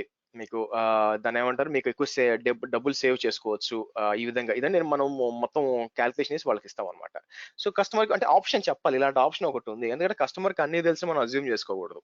అంటే మీరు ఆర్టెక్ చాలా మంది కాదు, బట్ ఆర్టెక్ అయినప్పుడు ప్రతి ఒక్కరు ఒక రోజు ఆర్టెక్ అవుతారు. అటువంటిప్పుడు మా కస్టమర్ తో మాట్లాడేటప్పుడు కస్టమర్ సైడ్ నుంచి ఆలోచించాలి. అన్ని వాళ్ళకి తెలుసుంటే మన దాకా రారండి. వాళ్ళకి తెలియదు కాబట్టి మన దాకా వస్తున్నారు. కాబట్టి వాళ్ళ పర్స్పెక్టివ్ ఆలోచించి ఓకే ఇట్లా చేస్తే మంచిది, ఇది మీకు వస్తుంది, ఇలా డబ్బులు సేవ్ అవుతుంది అని చెప్తే దాన్ని బట్టి మీరు వెళ్ళొచ్చు అనమాట. This is one of the cost saving techniques. కాబట్టి మీరు ఏంటంటే ఆల్ అప్ ఫ్రంట్, ఇప్పుడు ఆల్ అప్ ఫ్రంట్ కట్టాల్సి వస్తుంది. ఇప్పుడు ఈ 6 సర్వర్లకి నేను మొత్తం $2680 ముందే కట్టేశాను అనుకోండి, మీరు 6 సర్వర్లు మీకు ఇచ్చేస్తారు. సో ప్రతిసారి మీరు T2 మీడియం మీరు డిప్లాయ్ చేశారు అనుకోండి, మీకు బిల్ రాదు ఇంకా. ఇప్పుడైతే 6 సర్వర్లుగా ఎక్స్ట్రా ఒక సర్వర్ డిప్లాయ్ చేస్తారు, 7వ సర్వర్ డిప్లాయ్ చేస్తారో అప్పుడు రెగ్యులర్ ఆన్ డిమాండ్ ప్రకారం దానికి బిల్ వస్తుంది. ఓకేనా? సో ఈ విధంగా రిజర్వ్ ఇన్స్టెన్సెస్ మీకు డబ్బులు చాలా సేవ్ చేస్తుందండి. క్లియరా? అర్థమైందండి? ఇంకా ఎనీ రిజర్వ్ లో క్వశ్చన్స్? కాన్ఫిగరేషన్ చేంజ్ చేయడానికి ఉండదా సార్? అంటే ఇక్కడ తీసుకోవచ్చు మీరు RAM కన్వర్టబుల్ తీసుకుంటే చేయొచ్చు అనమాట. యాక్చువల్ గా మీరు ఫ్యామిలీ మార్చుకోవచ్చు యాక్చువల్ గా. T2 మీడియం దగ్గర నుంచి కొన్నిసార్లు ఏమవుతుంది, మీ రిక్వైర్మెంట్ T2 మీడియం కాకుండా 2 T2 స్మాల్ తీసుకోవచ్చు, అలా చేయొచ్చు. ఎస్, ఇది మధ్యలో డ్రాప్ అవడానికి ఏమైనా ఛాన్స్ ఉంటుంది హర్ష? డబ్బులంతా మీరు కట్టేసాక ఇంకా మధ్యలో ఏం డ్రాప్ అవుతారండి? నాకు ఫీజు కట్టడం లాంటిది అది, ఇంక మధ్యలో డ్రాపింగ్ ఉండదు. అక్కడ మనకి పార్షియల్ పేమెంట్స్ ఉంది చూసారా, మీరు ఇది 1 year కాకుండా మనకి పార్షియల్ పేమెంట్ ఆప్షన్ ఉంది కదా? మీరు ముందే కడతారు, కానీ ప్రాబ్లం అట్లా కాదు. మీరు పార్షియల్ కడితే రేట్ పెరిగిపోద్దండి. ఇక్కడ రేట్ చేంజ్ అవుతుంది పార్షియల్ గానికి. ఓకే, సో సర్చ్ అన్నాను అనుకోండి, మీరు చేంజ్ అవుతుంది అనమాట. యాక్చువల్ గా మీకు రేట్ ఎక్కువ అవుతుంది యాక్చువల్ గా. సో దానికి రెడీగా ఉండాలి మీరు. క్వశ్చన్స్ అండి, అర్థమైంది? రిజర్వ్ ఇన్స్టెన్సెస్ కన్వర్టబుల్ అంటే చేంజ్ చేసుకోవచ్చు అండి మధ్యలో. ఇప్పుడు కొన్నిసార్లు ఏమవుతుందంటే మీరు T2 మీడియం తీసుకున్నారు కదా, నాకు T2 మీడియం వద్దు, 2 T2 స్మాల్ కావాలనుకోండి, అంటే దాంట్లో సగం కదా, T2 మీడియంలో సగం వచ్చి T2 స్మాల్, అవునా? సో మీరు ఏం చేయొచ్చు అంటే మీరు అలా వాడుకోవచ్చు అనమాట. సో మీరు డౌట్ ఉంటే ఏం చేస్తారంటే ఇక్కడికి వచ్చి AWS RI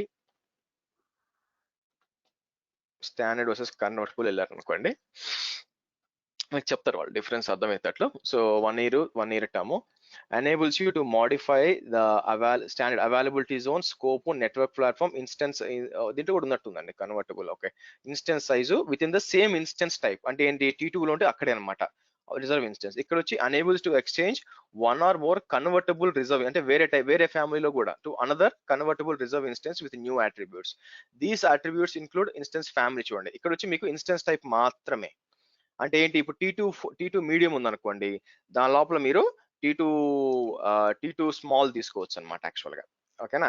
అదే ఇక్కడికి వస్తే మీకు కన్వర్టబుల్ ఏం చేయొచ్చు, మీరు ఇన్స్టెన్స్ ఫ్యామిలీ మార్చదు, అంటే T2 కాకుండా M4కి పోవచ్చు, ఇన్స్టెన్స్ టైప్ మార్చుకోవచ్చు, ప్లాట్ఫామ్ స్కోప్, టెనెన్సీ అంటే డెడికేట్ అట్లా కూడా మార్చుకోవచ్చు. ఇలా డిఫరెన్సెస్ ఉన్నాయి. అందుకే మీకు రిజర్వ్ ఇన్స్టెన్స్ కన్వర్టబుల్ వచ్చి కాస్ట్ ఉంటుంది మీకు యాక్చువల్ గా. వెరస్ అంటే గుర్తుపెట్టుకోండి, మీరు T2 మీడియం తీసుకున్నారు, కన్వర్టబుల్ రిసోర్స్ అని చెప్పి మీరు ఇంకా పెద్ద తీసుకుంటే మళ్ళీ ఎక్స్ట్రా బిల్లింగ్ వస్తుందండి. వాళ్ళేం పిచ్చోళ్ళేం కాదు అక్కడ మీకు ఇచ్చేయడానికి.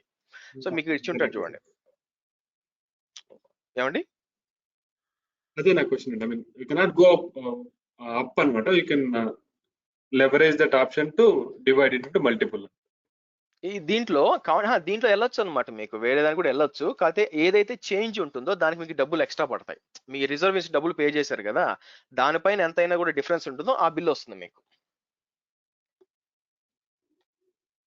T2 మీడియం సెలెక్ట్ చేశారు, తర్వాత M4 ఎక్స్లా సెలెక్ట్ చేశారు, రెండింటి మధ్య ర్యామ్ చేంజ్ ఉందనుకోండి, ఓకే, సో అప్పుడు మీకు వస్తుంది అనమాట. అప్పుడు మీకు ఎక్స్ట్రా బిల్ మీరు కట్టాల్సి వస్తుంది. ఈ స్టాండర్డ్ లో even you cannot go up also even if you are ready to pay. ఇక్కడ వచ్చి మీకు ఫిక్స్డ్ కదా, అంటే మీకు సేమ్ ఇన్స్టెన్స్ టైప్. ఇప్పుడు T3 మీడియం ఉందనుకోండి, T2 మీడియంలో T2లో పైకి కిందకి పోవచ్చు. మీకు అదే చెప్తుంది చూడండి, modify availability Jones, instance size also.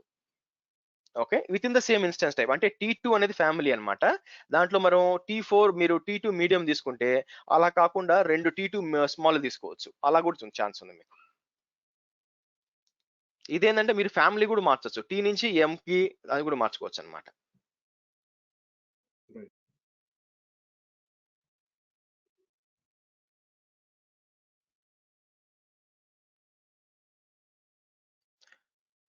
Questions అండి, క్లియరా? ఓకే, సో కొంచెం చదవండి, ఇది అర్థమవుతుంది మీకు. నోట్స్ అనేది ఒకటండి, ఒక ట్రైనర్ గా అన్ని కవర్ చేయడం కష్టం నాకు, ఎందుకంటే లోపల. సో కాబట్టి మీరు ఏం చేయాలంటే కొన్ని ఇలాంటి చదవాల్సి వస్తుంది అనమాట లోపల పోయి. ఇప్పుడు ఈ ఆర్ఐ అనేది మనం ప్రాక్టికల్ గా చేయలేము, లోపలికి వచ్చి మీరు చదవాలి. చదివినప్పుడు మీకు అర్థం అవుతుంది ఇక్కడ ఏమి ఇచ్చాడు. Convertible reserve instances are useful when purchasing the reserve instances in a pair account instead of a sub account, but you can also choose easily convertible reserve instances to meet your changes actual గా. ఇది అర్థం కాలేదు నాకు. Purchasing reserve instances in your payer account instead of a sub account చూడాలి. Workloads like to change in case convertible reserve enables you to adapt, needs to evolve, obtaining discounts everything. The hedge against possible future price drops అంటే ఏంటంటే రేపొద్దున మీకు prices తగ్గిపోయినా కూడా దానికోసం ఉపయోగించుకోవచ్చు. You don't want ask teams to capacity planning వద్దనుకుంటే చేసుకోవచ్చు. సో మీరు మార్చుకోవాలంటే బాగా ఉపయోగపడుతుంది అనమాట. వద్దు నాకు ఎప్పుడు ఒకేలాగా ఉంటే హాయిగా స్టాండర్డ్ వాడుకుంటే డబ్బులు కూడా తగ్గుతాయి. బట్ ఇదేంటంటే it is a very one of the good technique. మీకు one of the good technique. మీరు మీ ప్రాజెక్ట్ కాస్ట్ సేవ్ చేసుకోవాలంటే మీరు డిజైన్ చేసేటప్పుడు చెప్పాలన్నమాట, మనం ఏ సిస్టమ్స్ కంపల్సరీగా రన్ చేస్తాము ఫ్యూ ఇయర్స్ 1 or 3 years అనుకుంటే ఆబ్వియస్ గా వారి రిజర్వ్ ఇన్స్టెన్స్ తీసుకుని మీరు ప్రపోజల్ పెట్టాలి. అప్పుడు మీకు డబ్బులు సేవ్ చేసుకునే ఒక ఆప్షన్ ఉంటుంది. సో ఇది చదవండి, రిజర్వ్ ఇన్స్టెన్సెస్ ఏంటి, ఎలా చేయొచ్చు అని చెప్పి మీకు బిల్లింగ్ కూడా ఎలా వస్తుంది బిల్లింగ్ అని చెప్పాడు. సో ఈ బిల్లింగ్ కూడా యూసేజ్ బిల్లింగ్ ఎలా ఉంటుంది ఇక్కడ మీకు వస్తుందన్నమాట, ఏం జరుగుతుంది ఇక్కడ అని చెప్పి వస్తుంది, చదవండి. ఇప్పుడు నోట్స్ చదవాల్సి వస్తుంది, నోట్స్ చదివితేనే మీకు ఇంకా బాగా డీప్ గా అర్థం అవుతుంది. సో నేను చెప్పేది మీకు ప్రాక్టికల్ గా అర్థం అవుతుంది, బట్ లోపలికి వెళ్ళి ఇంకా ఎక్స్ట్రా దీని మీద ఏం నేర్చుకోవచ్చు అని చెప్పి మీరు సెర్చ్ చేసినప్పుడు ఇంకా లోపలికి వెళ్ళి చూసుకోవచ్చు అనమాట. సో ఇక్కడ వచ్చి ఆప్షన్స్ ఉన్నాయి. ఈ డిసిషన్ అనేది ఆర్కిటెక్ట్ లెవెల్ లో జరుగుతుందా లేకపోతే ఇంకా హై లెవెల్ లో జరుగుతుందా సార్? ఏ తీసుకోవాలి ఆర్టెక్ లెవెల్ జరుగుతుందండి, ఎందుకంటే దానిపైన లెవెల్లో మేనేజ్మెంట్ ఉంటారు. మేనేజ్మెంట్ కి ఎన్ని అవసరం ఏం చెప్పండి తెలియదు కదా వాళ్ళకి. సో కాబట్టి ఆర్టెక్ అతని బాధ్యత ఇది యాక్చువల్ గా. ఏది తీసుకోవాలా, ఎందుకు తీసుకోవాలా, ఎంత సైజులు ఉండాలా, ఏ డిఫరెంట్ ఆప్షన్స్ ఏమున్నాయి, అసలు ఇవన్నీ కాకుండా సర్వర్లెస్కి వెళ్ళిపోతే సర్వర్లే లేకుండా ఇంకా తగ్గుతాయి, ఇవన్నీ వాళ్ళు చూసుకోవాలన్నమాట యాక్చువల్ గా. సో అది ఆర్టెక్ డెసిషన్ వస్తుంది మీకు. సరే, నెక్స్ట్ వచ్చి డెడికేటెడ్ హోస్ట్ అనేది ఆల్రెడీ మాట్లాడాము. మీకు ఒకవేళ డెడికేటెడ్ గా హోస్ట్ కావాలనుకుంటే, so is a physical server with EC2 instance capacity for your use, allows you to reliably launch EC2 instances or DB. నార్మల్గా మీరు బ్రింగ్ యువర్ ఓన్ లైసెన్స్ అంతా కావాలనుకుంటే మీరు ఇది వాడుకోవచ్చు అండి. మీకు యాక్చువల్ గా కొన్నిసార్లు కొన్ని అప్లికేషన్స్ ఏముంటాయంటే మీకు సాకెట్ కి అయి ఉంటాయి అనమాట. యాక్చువల్ అంటే ఏంటంటే అది మీరు వర్చువల్ మెషిన్ లో ఇన్స్టాల్ చేసినా కూడా బ్యాక్ ఎండ్ లో సాకెట్ రిలేటెడ్ ఉంటాయి అనమాట. This features allow you to minimise cost, bring your own licence use చేసుకోవచ్చు. బట్ నేను ఎప్పుడు వాడలేదు డెడికేటెడ్ సర్వర్ AWS లో కానీ అజూర్ లో కానీ, బట్ మీకు ఒక ఆప్షన్ ఉంది. సో ఏమవుతుందంటే మీ ఇన్స్టెన్సెస్ మాత్రం దాంట్లో రన్ అవుతూ ఉంటాయి, మీరు వేరే వాళ్ళతో వెనకున్న హార్డ్వేర్ షేర్ చేసుకోకూడదు అనేది మీ ప్లాన్ అయితే మీరు ఈ విధంగా వాడుకోవచ్చు అండి. ఓకే, నెక్స్ట్ వచ్చి షెడ్యూల్డ్ ఇన్స్టెన్సెస్ కూడా రిజర్వ్ ఇన్స్టెన్సెస్ అయితే దీనికి అసలు నేను ఈ రోజు దాకా ఎవరైనా వాడతారేమో చూద్దాం అంటే ఎవరు నాకు తెలిసిన ఎవరు వాడట్లేదు. రిజర్వ్ ఇన్స్టెన్స్ కి షెడ్యూల్ ఇన్స్టెన్స్ కి వ్యత్యాసం ఏంటంటే రిజర్వ్ ఇన్స్టెన్సెస్ వచ్చి మీకు 1 year కి 3 years కండి, వేరే షెడ్యూల్ ఇన్స్టెన్సెస్ వచ్చి మీరు చూస్తే daily, weekly or monthly reservations అనమాట. సో మీరు వచ్చి పర్చేజ్ ఇన్స్టెన్సెస్ అని చెప్పి మీరు కనుక్కోవచ్చు మీకు ఏంది డైలీ కావాలి. ఫర్ ఎగ్జాంపుల్ నాకేమవుతుందంటే ఫర్ ఎగ్జాంపుల్ వీక్లీ అని చెప్తాను, నాకు సాటర్డే సండే ఎక్కువ కావాలనుకోండి, మీరు ఏం చేయొచ్చు, సాటర్డే సండే తీసి ఫ్రైడే తీసేయచ్చు, ఇక్కడ తీసి ఇది కావాలి. సో మీకు డ్యూరేషన్ ఎన్ని అవర్స్ రన్ అవ్వాలి నాకు, సో నేను ఏం చేస్తాను, ఎక్కడి నుంచి స్టార్ట్ అవ్వాలంటే ఫర్ ఎగ్జాంపుల్ మార్నింగ్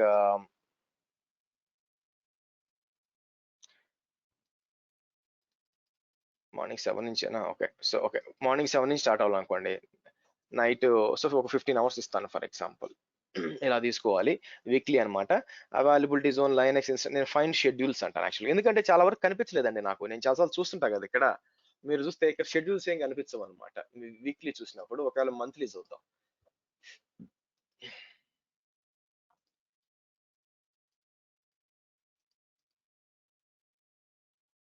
ఇక్కడ మీకు ఇక్కడ ఈ పెద్ద కనిపి ఎందుకు మరి అంటే నేను నా అకౌంటింగ్ లేనట్టున్నాయి. There are no schedules matching your such criteria. So నార్మల్గా ఏంటంటే ఇక్కడ కనిపిస్తాయి అనమాట మీకు ఎన్ని కావాలి ఏందని. మీకు ఆ పర్టికులర్ రోజులోనో ఆ పర్టికులర్ వీక్ లో సాటర్డే సండేలోనో ఎక్కడ స్పెసిఫిక్ గా రన్ చేయాలంటే మీరు ఇది వాడుకోవచ్చు షెడ్యూల్ ఇన్స్టెన్సెస్. కాబట్టి రిజర్వ్ ఇన్స్టెన్స్ వచ్చింది ఏంటి మీకు 1 year and 3 years అండి. ఇదేంటంటే మీకు నాకు అట్లా కాదు, ఏదైనా నాకు ఇప్పుడు రిజర్వ్ ఇన్స్టెన్స్ ఏంటంటే మీరు 1 year కట్టేశారు అనుకోండి, ఆ సర్వర్ ఎప్పుడు కట్టాలా 24/7 రన్ అవుతుంది చూసారా, ఆ సర్వర్ కి మీరు రిజర్వ్ ఇన్స్టెన్స్ వాడుకోవచ్చు. అలా కాకుండా రోజులో ఆరు వారంలో ఒక స్పెసిఫిక్ టైంలో మాత్రమే రన్ అవుతున్నాయి అనుకోండి, దానికి మీరు ఏం చేయొచ్చు అంటే షెడ్యూల్డ్ రిజర్వ్ ఇన్స్టెన్సెస్ అని తీసుకోవచ్చు అనమాట. అది వచ్చి మీకు డైలీ ఇస్తుంది, వీక్లీ ఇస్తుంది, మంత్లీ కూడా ఇస్తుంది. మాక్సిమం ఐ థింక్ 1 year దాకా ఇస్తుంది. మోర్ దెన్ 1 year అంటే మీరు ఏం చేయొచ్చు, దానికి వెళ్ళొచ్చు అనమాట, రిజర్వ్ ఇన్స్టెన్స్కి వెళ్ళొచ్చు. ఇది కొత్తగా వచ్చింది, ఇంత ముందు రాలేదు, బట్ ఎనీవే ఆప్షన్ ఉంది ఇక్కడ మీకు. సో బట్ మీకు ఇక్కడ కనిపించకపోవచ్చు, లేదా నేను ప్రాపర్ గా సెలెక్ట్ చేయకపోవచ్చు. ఇక్కడ యాక్చువల్గా సెలెక్ట్ చేసి కింద వస్తుంది మీరు, కానీ రిజర్వ్ ఇన్స్టెన్స్ లో ఉన్నంత ఇక్కడ ఉండదండి. రిజర్వ్ ఇన్స్టెన్స్ లో ఉన్నంత ఇక్కడ ఉండదు అనమాట. ఓకే, ఇది మీకు షెడ్యూల్ ఇన్స్టెన్స్. ఎనీ క్వశ్చన్స్ అండి? నేను అర్థం కాలేదా?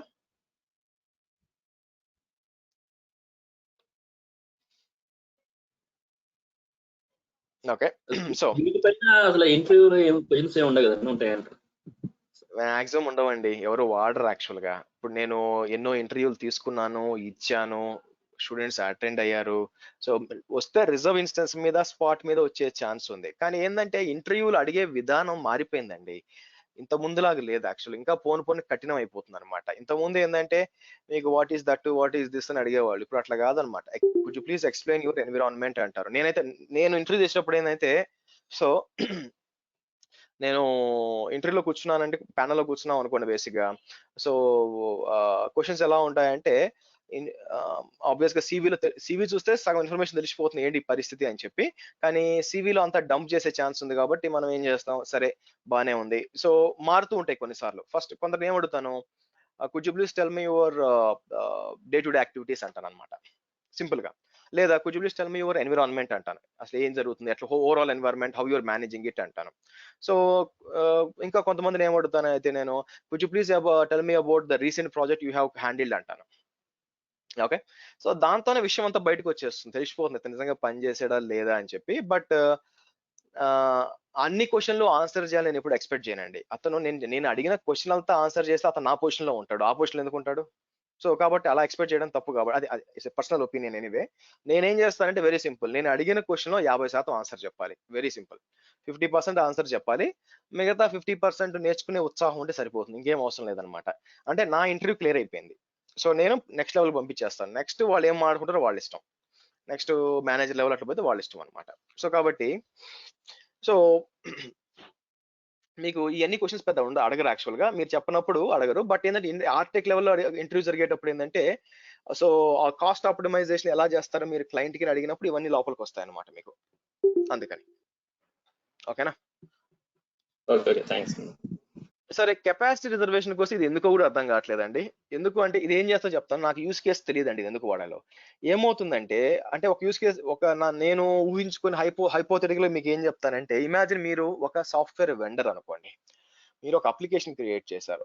అప్లికేషన్ ఏం చేస్తుందంటే షేర్ మార్కెట్ ప్రైజెస్ అన్ని కూడా అది ఎక్స్పెక్ట్ చేయడము, కొన్ని క్లూస్ ఇవ్వడము చేస్తూ ఉందన్నమాట అప్లికేషన్.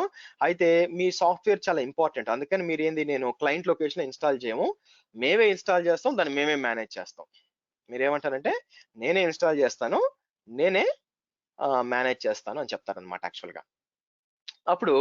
అటువంటప్పుడు మీరు ఏం చేస్తారు, మీరే ఇన్స్టాల్ చేయాల్సి వస్తుంది అనమాట. మీ ఎన్విరాన్మెంట్ ఇన్స్టాల్ చేసుకొని, అయితే స్పెసిఫిక్ రిక్వైర్మెంట్స్ ఉన్నాయన్నమాట. దానికి ఏం కావాలి, అది రన్ అవ్వాలంటే మీకు కంపల్సరీగా M4 లార్జ్ మెషిన్ కావాలి.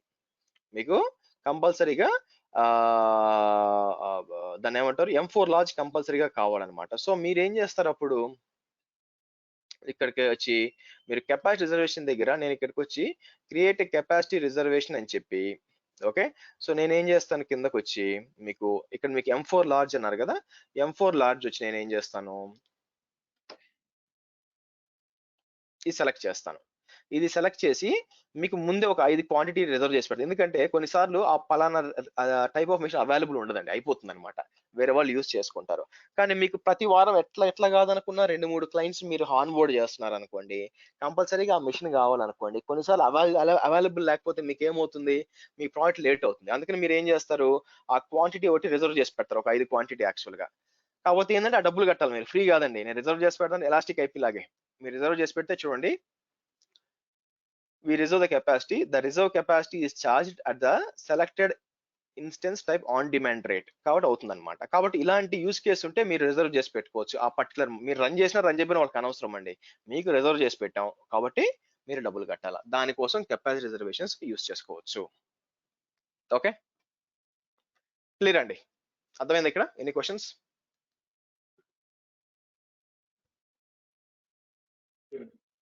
కెపాసిటీ రిజల్యూషన్ చేసినప్పుడు వెంటనే ఇన్స్టెన్సెస్ లాంచ్ అయిపోతాయి కదా హర్షవి? మీరు కెపాసిటీ చేంజెస్ లాంచ్ అవ్వండి, మీరు లాంచ్ చేసుకోవచ్చు. సో కాబట్టి మీకు అంటే ఇప్పుడు ఈ మోడల్ మీకు రిజర్వ్ చేయబడింది అంతే. ఓకే, అంటే ఇప్పుడు సపోజ్ నేను ఒక 5 ఇన్స్టెన్సెస్ రిజర్వ్ చేసి పెట్టాను, సో తర్వాత నేను ఆ 5 లాంచ్ చేసుకోవచ్చు. అందులో ఒకవేళ 4 లాంచ్ పెట్టి 5కి పడుతుంది నాకు ఛార్జ్.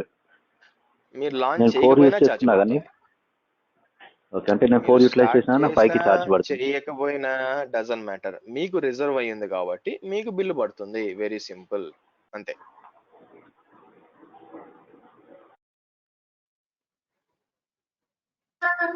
సో ఫస్ట్ 5 రిజర్వ్ చేసినాము, మనకి తర్వాత మళ్ళీ 4 సరిపోతాయి అనుకున్నాం. అప్పుడు దానిలోంచి మరి ఒకటి తగ్గించుకుంటున్నాం సార్. అది నాకు ఐడియా లేదండి, ఎందుకంటే రిజర్వ్ చేస్తే డబ్బులు పడతాయి, నేను ఇప్పుడు చేయలేదు. సో డాక్యుమెంటేషన్ టిక్ చేయండి, అటువంటి ఐడియా వస్తుంది.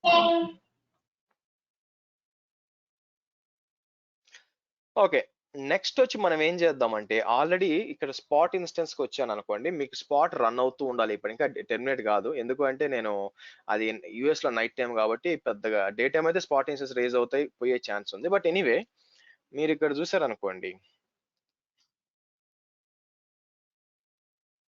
నేను దీనికి కనెక్ట్ అవుతాను యాక్చువల్గా. Hold on. మరి స్పాట్ ఇన్స్టెన్సెస్ అనేవి మనకి ఎవ్రీడే అవైలబిలిటీలో ఉంటాయా, లేకుంటే ఎప్పుడన్నా వాడు సపరేట్ టైమింగ్స్ లో అట్లా ఏం నడుస్తారు? బేసిక్ గా మీకు దాన్ని ఏమంటారు, స్పాట్ ఇన్స్టెన్స్ అనేది కూడా ఈసీ టు ఇన్స్టెన్స్ అండి, ఎప్పుడు కావాలన్నా క్రియేట్ చేసుకోవచ్చు. ఓకేనా, అక్కడ మీకు మళ్ళీ ఇప్పుడు పలానా టైంలో క్రియేట్ చేయాలని ఏమి వాళ్ళు ఏమి షెడ్యూల్ ఏం పెట్టలేదు, మీకు ఎప్పుడు కావాలంటే అప్పుడు క్రియేట్ చేసుకోండి. కాకపోతే మీరు ఎప్పుడు క్రియేట్ చేసినా ఆన్ డిమాండ్ కి రిక్వైర్మెంట్ పెరిగితే ఆటోమేటిక్గా మీ spot instance stop or terminate అయిపోతాయి, ఆర్ హైబర్నేట్ అవుతాయి.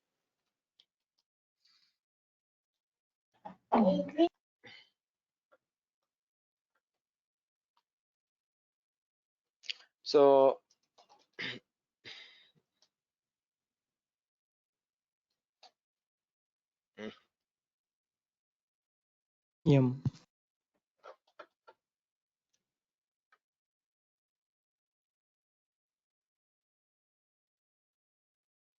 నేను ఒక అమెజాన్ వెబ్ సర్వర్ ఇన్స్టాల్ చేస్తున్నాను అనమాట. సారీ, ఏమంటారు, అమెజాన్ ఎంజినిక్స్ సర్వర్ ఇన్స్టాల్ చేస్తున్నాను. సో సర్వీస్ ఎంజినిక్స్ స్టార్ట్ అంటాను. మీరు చూసినట్లయితే ఇది ఇన్స్టాల్ అవుతుంది. మనం మీరు తెగ వాడతాం, ఇది చాలా వాడతాం అండి ఎంజినిక్స్ సర్వర్ అని. మన లోడ్ బ్యాలెన్సర్లు, ఆటో స్కేలింగ్, తర్వాత ఎలాస్టిక్ బీన్స్, అన్ని చోట్ల ఎంజినిక్స్ సర్వర్ వాడతాను. ఎంజినిక్స్ అనేది వెబ్ సర్వర్ అండి. సింపుల్ గా మనకి విండోస్ లో ఐఏ సర్వర్, అపాచీ సర్వర్ లాగా మీ వెబ్సైట్ ఇవ్వాలంటే ఇది పనిచేస్తుంది అన్నమాట. మీరు కావాలంటే ఎడిట్ చేయొచ్చు. నేను ఏమంటాను, నానో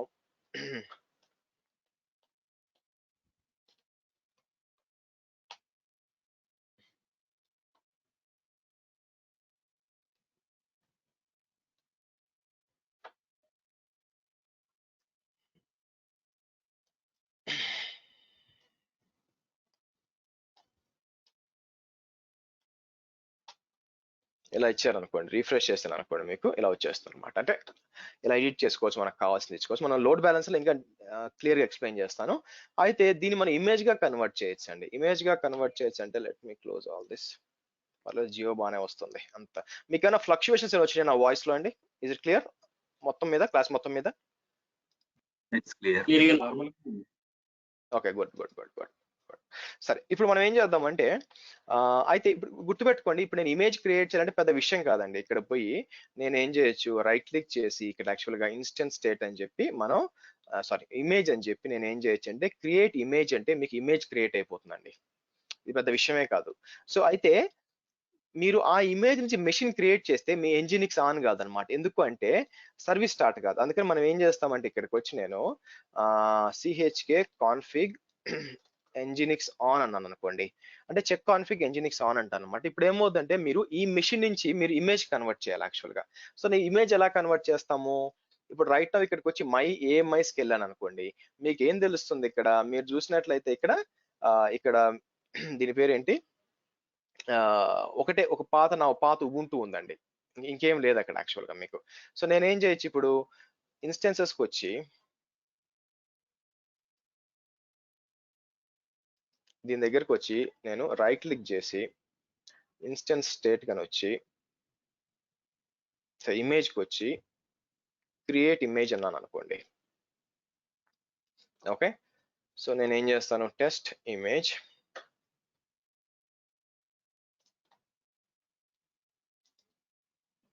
ఇచ్చి మీరు క్రియేట్ అంటే సర్వర్ ఒకసారి రీబూట్ అవుతుంది, బట్ ఏంటంటే మీకు ఇమేజ్ క్రియేట్ అవుతుంది అనమాట. ఓకే, డిస్కస్ చేసారా, server is going down, it's okay, reboot గట్టి ఇబ్బంది లేదు. అయితే ఏం జరుగుతుందంటే బ్యాక్ ఎండ్ లో ఫస్ట్ మీకు స్నాప్ షాట్ క్రియేట్ అవుతుంది, ఇంకా మనం అందులో రాలేదులేండి. స్నాప్ షాట్ క్రియేట్ అవుతుంది కాసేపట్లో. స్నాప్ షాట్ క్రియేట్ అయిపోయి అక్కడి నుంచి ఏఎంఐ క్రియేట్ అవుతుంది అనమాట. మీకు ఇక్కడ ఏఎంఐ క్రియేట్ అదే సార్ స్నాప్ షాట్ లేదంటే బ్యాక్ ఎండ్ అవుతుంది వస్తుంది, అక్కడ కూడా వస్తుంది. మీకు ఈ విధంగా ఏఎంఐ క్రియేట్ అవుతుంది అనమాట. ఇప్పుడు మనం ఏం చేద్దాం, ఆ ఏఎంఐ క్రియేట్ అయింది కదా, దాని నుంచి ఒక మెషిన్ డిప్లాయ్ చేద్దాం. సో నేను ఏం చేస్తాను, ఆల్రెడీ ఉన్న మెషిన్ డిలీట్ చేస్తాను. ఇది స్నాప్ షాట్ క్రియేట్ అయిపోయినాక రాలే. సో ఈ విధంగా మీరు ఎగ్జిస్టింగ్ ఉన్న ఒక సర్వర్ ని మీరు ఏం చేయొచ్చు అంటే మీరు ఏఎంఐగా కన్వర్ట్ చేసుకోవచ్చు. అయితే ఇదంతా మాన్యువల్ జాబ్ అండి. మాన్యువల్ జాబ్ అంటే ఏంటి, మీరు చూసినట్లయితే నేను ఫస్ట్ మిషన్ క్రియేట్ చేయాలి, మిషన్ క్రియేట్ చేయనాక దాంట్లో లాగిన్ చేయాలి, లాగిన్ చేసి కావాల్సిన ప్యాకేజెస్ ని అప్డేట్ చేయాలి, ప్యాకేజెస్ ని అప్డేట్ చేసినాక దాన్ని మెషిన్ షట్ డౌన్ చేయాలి, మెషిన్ షట్ డౌన్ చేసినాక దాన్ని ఆ మెషిన్ ని ఇమేజ్ గా కన్వర్ట్ చేయాలి, ఇమేజ్ గా మెషిన్ కన్వర్ట్ చేసినాక ఆల్రెడీ ఎగ్జిస్టింగ్ మిషన్ ని డిలీట్ చేయాలి. 6 స్టెప్స్ ఉన్నాయండి. ఓకే, ఇది మాన్యువల్ గా చేయడం వచ్చింది చూసారా, ఈ విధంగా క్రియేట్ చేయొచ్చు. సో ఇప్పుడు నేను కావాలనుకుంటే ఏం చేయొచ్చు, ఆల్రెడీ ఉన్న మెషిన్ ని డిలీట్ చేస్తాను, చూడండి టెర్మినేట్ చేస్తాను.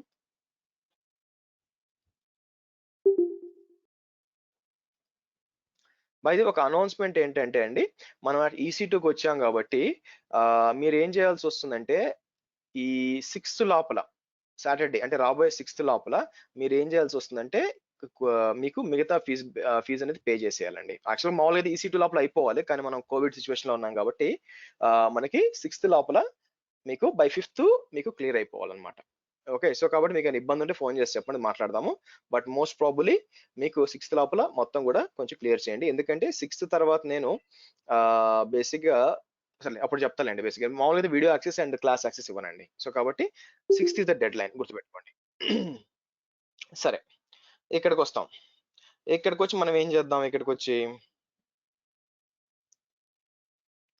దాని అర్థం ఏంటంటే అందరూ 6 దాకా ఆగమని అర్థం కాదండి. ఓకేనా, ఒకవేళ ఉన్న వాళ్ళు చేయమని కొందరికి చాలా మంది శాలరీస్ రావాలి కాబట్టి వాళ్ళ కోసం 7 దాకా ఇవ్వడం 6 దాకా ఇవ్వడం జరిగింది. నౌ ఇప్పుడు ఏం చేద్దాం, మనం ఏఎంఐస్కి వెళ్దాం. ఏఎంఐస్కి వెళ్ళి ఇది సెలెక్ట్ చేసి నేను ఏం చేస్తాను, లాంచ్ అంటాను. లాంచ్ అని చెప్పి ఇప్పుడు T2 నానో తీసుకుంటాను. సేమ్ తీసుకోవాల్సిన అవసరం లేదు, ఇమేజే కాబట్టి. నెక్స్ట్ వెళ్ళి ఇక్కడికి వచ్చి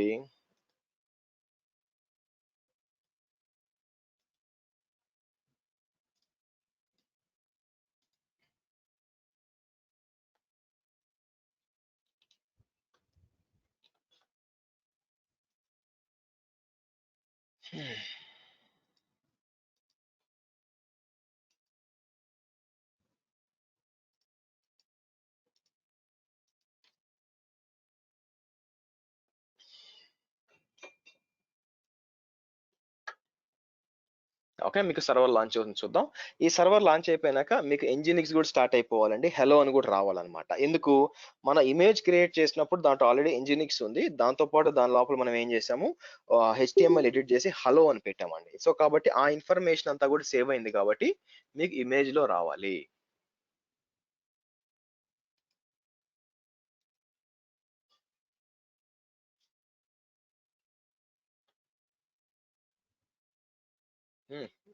ఇంకా అప్పు కాలేదు సార్. ఇప్పుడు మీరు క్రియేట్ చేసిన ఏఎంఐకి అమౌంట్ చార్జెస్ పడతాయండి దానికి? ఎస్ అండి, పడతాయి. ఎందుకంటే మీరు స్టోరేజ్ కన్స్యూమ్ చేస్తున్నారు కదా, ఆ ఇమేజ్ కి కార్డ్ చార్జెస్ పడతాయి. ఎస్. సో నార్మల్ చూస్తే మీకు ఇన్స్టెన్స్ వేరే, ఇమేజ్ వేరే అండి. రెండింటికి డిఫరెన్స్ అర్థమైందా మీకు? ఫస్ట్ అర్థమైంది సార్. కాస్ట్ దానికి దీనికి సేమ్ ఉంటుందా లేకపోతే దీనికి డిఫరెన్స్ ఉంటుందా కాస్ట్ అని? దేనికండి? ఇప్పుడు ఇన్స్టెన్స్ క్రియేట్ చేసి పెట్టారు కదా సార్, అది దానికి ఒక చార్జెస్ పడతాయి కదా. అదే ఐఎంఐ క్రియేట్ చేసినప్పుడు దానికి చార్జెస్ తక్కువ ఉంటాయి, సేమ్ చార్జెస్ ఉంటాయండి? సేమ్ చార్జెస్ ఎందుకు ఉంటాయి చెప్పండి? ఇమేజెస్ స్పాట్ ఇన్స్టెన్స్ ద్వారా మనం క్రియేట్ చేసాం కదా సార్ ఇమేజ్, మళ్ళీ ఇప్పుడు ఏఎంఐ నుంచి అప్లోడ్ చేస్తున్నాం కదా, దానికి స్పాట్ ఇన్స్టెన్స్ కి మనకి 50% 60% తగ్గించారు కదా సార్. ఇప్పుడు అప్లోడ్ చేసిన దానికి అలా ఉండదు కదా, ఆన్ డిమాండ్ లోకి వచ్చేస్తుందా అని. ఫస్ట్ పాయింట్, ఇమేజ్ నుంచి మీరు స్పాట్ అన్న డిప్లాయ్ చేసుకోండి, ఏఎంఐ రెగ్యులర్ ఆన్ డిమాండ్ అన్న చేసుకోండి, దానికి ఏఎంఐకి సంబంధం లేదు ఫస్ట్ పాయింట్. ఓకేనా? సో మీరు ఇమేజ్ ఉంది కదా, ఇక్కడ ఇమేజ్ మీకు సెలెక్ట్ మీకు ఏఎంఐ ఉంది, దీనికి సపరేట్ ఛార్జెస్ ఉంటాయి. ఎందుకంటే మీరు ఎంతో కొంత స్పేస్ కన్జ్యూమ్ చేస్తున్నారు కదా, సమ్వేర్ లైక్ 8 GB ఎంత ఉంటుంది, స్నాప్షాట్ గా 2 GB 3 GB ఉంటుంది, దానికి సపరేట్ బిల్లింగ్ మీకు యాక్చువల్ గా. దీని నుంచి స్పాట్ రిక్వెస్ట్ చేస్తే స్పాట్ కి సపరేట్ బిల్లింగ్ ఉంటుంది, ఈసీటీకి మామూలు ఆన్ డిమాండ్ సపరేట్ బిల్లింగ్ ఉంటుంది. బట్ ఈ ఇమేజ్ మీరు సేవ్ చేసి, ఇది మిషన్ కాదండి, ఇది ఇమేజ్ యాక్చువల్ గా. ఆ ఇమేజ్ కి మీకు ఎంతో కొంత స్టోరేజ్ కన్జ్యూమ్ చేస్తారు కదా, దానికి బిల్లింగ్ సపరేట్ ఉంటుంది. ఓకేనా? అర్థమైందా? అర్థమైందండి? సార్ ఒకసారి ఇమేజ్ కున్న ఇన్స్టెన్స్ కి వ్యత్యాసం చెప్తారా సార్, డిఫరెన్సెస్? ఇమేజ్ అంటే మీకు రన్ కాదండి, ఇది ఇమేజ్ అంటే ఇది. ఇప్పుడు ఫర్ ఎగ్జాంపుల్ మీరు లాంచ్ ఇన్స్టెన్స్ అన్నప్పుడు ఇన్స్టెన్స్ కి వెళ్తారు, ఇన్స్టెన్స్ కి వచ్చి లాంచ్ కనిపిస్తున్నప్పుడు ఇక్కడ కనిపించేది ఏఎంఐలు ఇవన్నీ. అదే ఇమేజ్ మీకు ఇప్పుడు క్రియేట్ చేస్తే నేను మా ఏఎంఐస్ పోతే నా ఏఎంఐ కనిపిస్తుంది ఇక్కడ.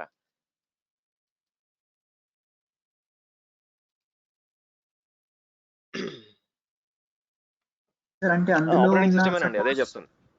సో అందులో ఉన్న సాఫ్ట్వేర్స్ ఇన్స్టాల్ చేసిన అన్ని మళ్ళీ ఆ ఇమేజ్ లో ఉన్న సాఫ్ట్వేర్స్ ఇన్స్టాల్ చేసిన అన్ని మళ్ళీ నేను ఇంకొక ఇన్స్టెన్స్ లా క్రియేట్ చేసుకుంటే ఆ ఇమేజ్ ద్వారా ఆ సాఫ్ట్వేర్స్ అన్ని అందులో ఇన్స్టాల్ అయి ఉంటాయా సార్? అందుకే కదండి ఇమేజ్ క్రియేట్ చేస్తాను, అది అంత కష్టపడి చేయాల్సిన అవసరం ఏంది? ఆల్రెడీ వాడిచ్చినవి వాడుకోవచ్చు కదా, మనం క్రియేట్ చేసిన అవసరం ఏంది? ఇంకా వీడు ఇచ్చాడు ఇవే వాడుకోవచ్చు కదా, అటువంటిప్పుడు మనం ఇమేజ్ క్రియేట్ చేసినంత అవసరం ఏముంది చెప్పండి? అవునా? సార్ డేటా కూడా స్టోర్ అయి ఉంటుందా సార్? మరి డేటా కూడా అవైలబుల్ ఉంటుందా సార్ అప్లికేషన్స్ తో పాటు? ఇప్పుడు ఇది ఎక్కడి నుంచి వచ్చింది? పైన అంగాకార గ్రహం నుంచి వచ్చిందండి ఇదంతా. మీ ముందే కదా నేను క్రియేట్ చేశాను, ఇంజనీరింగ్ చేశాను, దాన్ని ఇమేజ్ గా మార్చాను, దాని నుంచి మెషిన్ డిప్లాయ్ చేశాను, దాంట్లో ఉన్నదే కదా ఇక్కడ వచ్చింది. మరి ఇది డేటా కింద రాదా? వస్తుందా రాదా? లాస్ట్ నేను చూడలేదు సార్. వచ్చింది. ఈ లాస్ట్ స్క్రీన్ ఓకే, నేను దెన్ చూడలేదు. కాన్సన్ట్రేట్ చేయండి. క్లోనింగ్ కదండి? ఎస్, క్లోనింగ్ అండి. మీరు ఏదైనా అనుకోండి, క్లోనింగ్ అనండి, జస్ట్ ఇమేజ్ అంతే. ఇది మీకు తర్వాత ఏమవుతుందంటే, మీకు ఒక ప్రాజెక్ట్ లో వెళ్ళినప్పుడు ఏమవుతుందంటే, ఎప్పుడు కూడా నేనేం చెప్పాను, డిఫాల్ట్ వాడుకోం. ఎందుకు? దీంట్లో చాలా బగ్స్ ఉంటాయి, సరిగ్గా సాఫ్ట్వేర్స్ ఉండవు, తలకాయ నొప్పి అనమాట, వెనిలా ఫ్లేవర్. కాబట్టి మనం ఏం చేస్తాం, మనకు కావాల్సిన అప్డేట్స్ సాఫ్ట్వేర్స్, ఒకవేళ విండోస్ అయితే యాంటీవైరస్ అన్ని ఇన్స్టాల్ చేసుకుని ఇమేజ్ చేస్తాం. దీనికి గోల్డెన్ ఇమేజ్ అని చాలా పేర్లు పెడతారు బేసిక్ గా. సింపుల్ గా దాని ఇమేజ్ అంటాం, AWS లో ఏఎంఐ అంటాం, అంతకుమించి ఏమన్నాం. దాని నుంచి మీకు ఎన్ని మెషిన్లు కావాలంటే అన్ని మెషిన్లు క్రియేట్ చేసుకోవచ్చు. ఆ క్రియేట్ చేసిన మెషిన్లు స్పాట్ ఇన్స్టెన్స్ అయి ఉండొచ్చు, ఆన్ డిమాండ్ అయి ఉండొచ్చు, ఓకే, ఈవెన్ రిజర్వ్ ఇన్స్టెన్స్ కూడా అయి ఉండొచ్చు. ఓకేనా? సో కాబట్టి మీకు ఏమవుతుంది, దానికి సపరేట్ బిల్లింగ్ ఉంటుంది. అది కాకుండా ఈ ఇమేజ్ మీరు క్రియేట్ చేశారు కాబట్టి, ఈ ఇమేజ్ ఎంతో కొంత స్పేస్ ఆక్యుపై చేస్తుంది కాబట్టి దానికి మళ్ళీ సపరేట్ బిల్ ఉంటుంది. ఓకేనా? ఇన్ఫర్మేషన్ లేదండి, ఐ మీన్ ఇమేజ్ ఎంత బిల్ పడుతుంది? అది కూడా అవర్లీ బిల్లింగ్ ఇమేజ్ కూడా?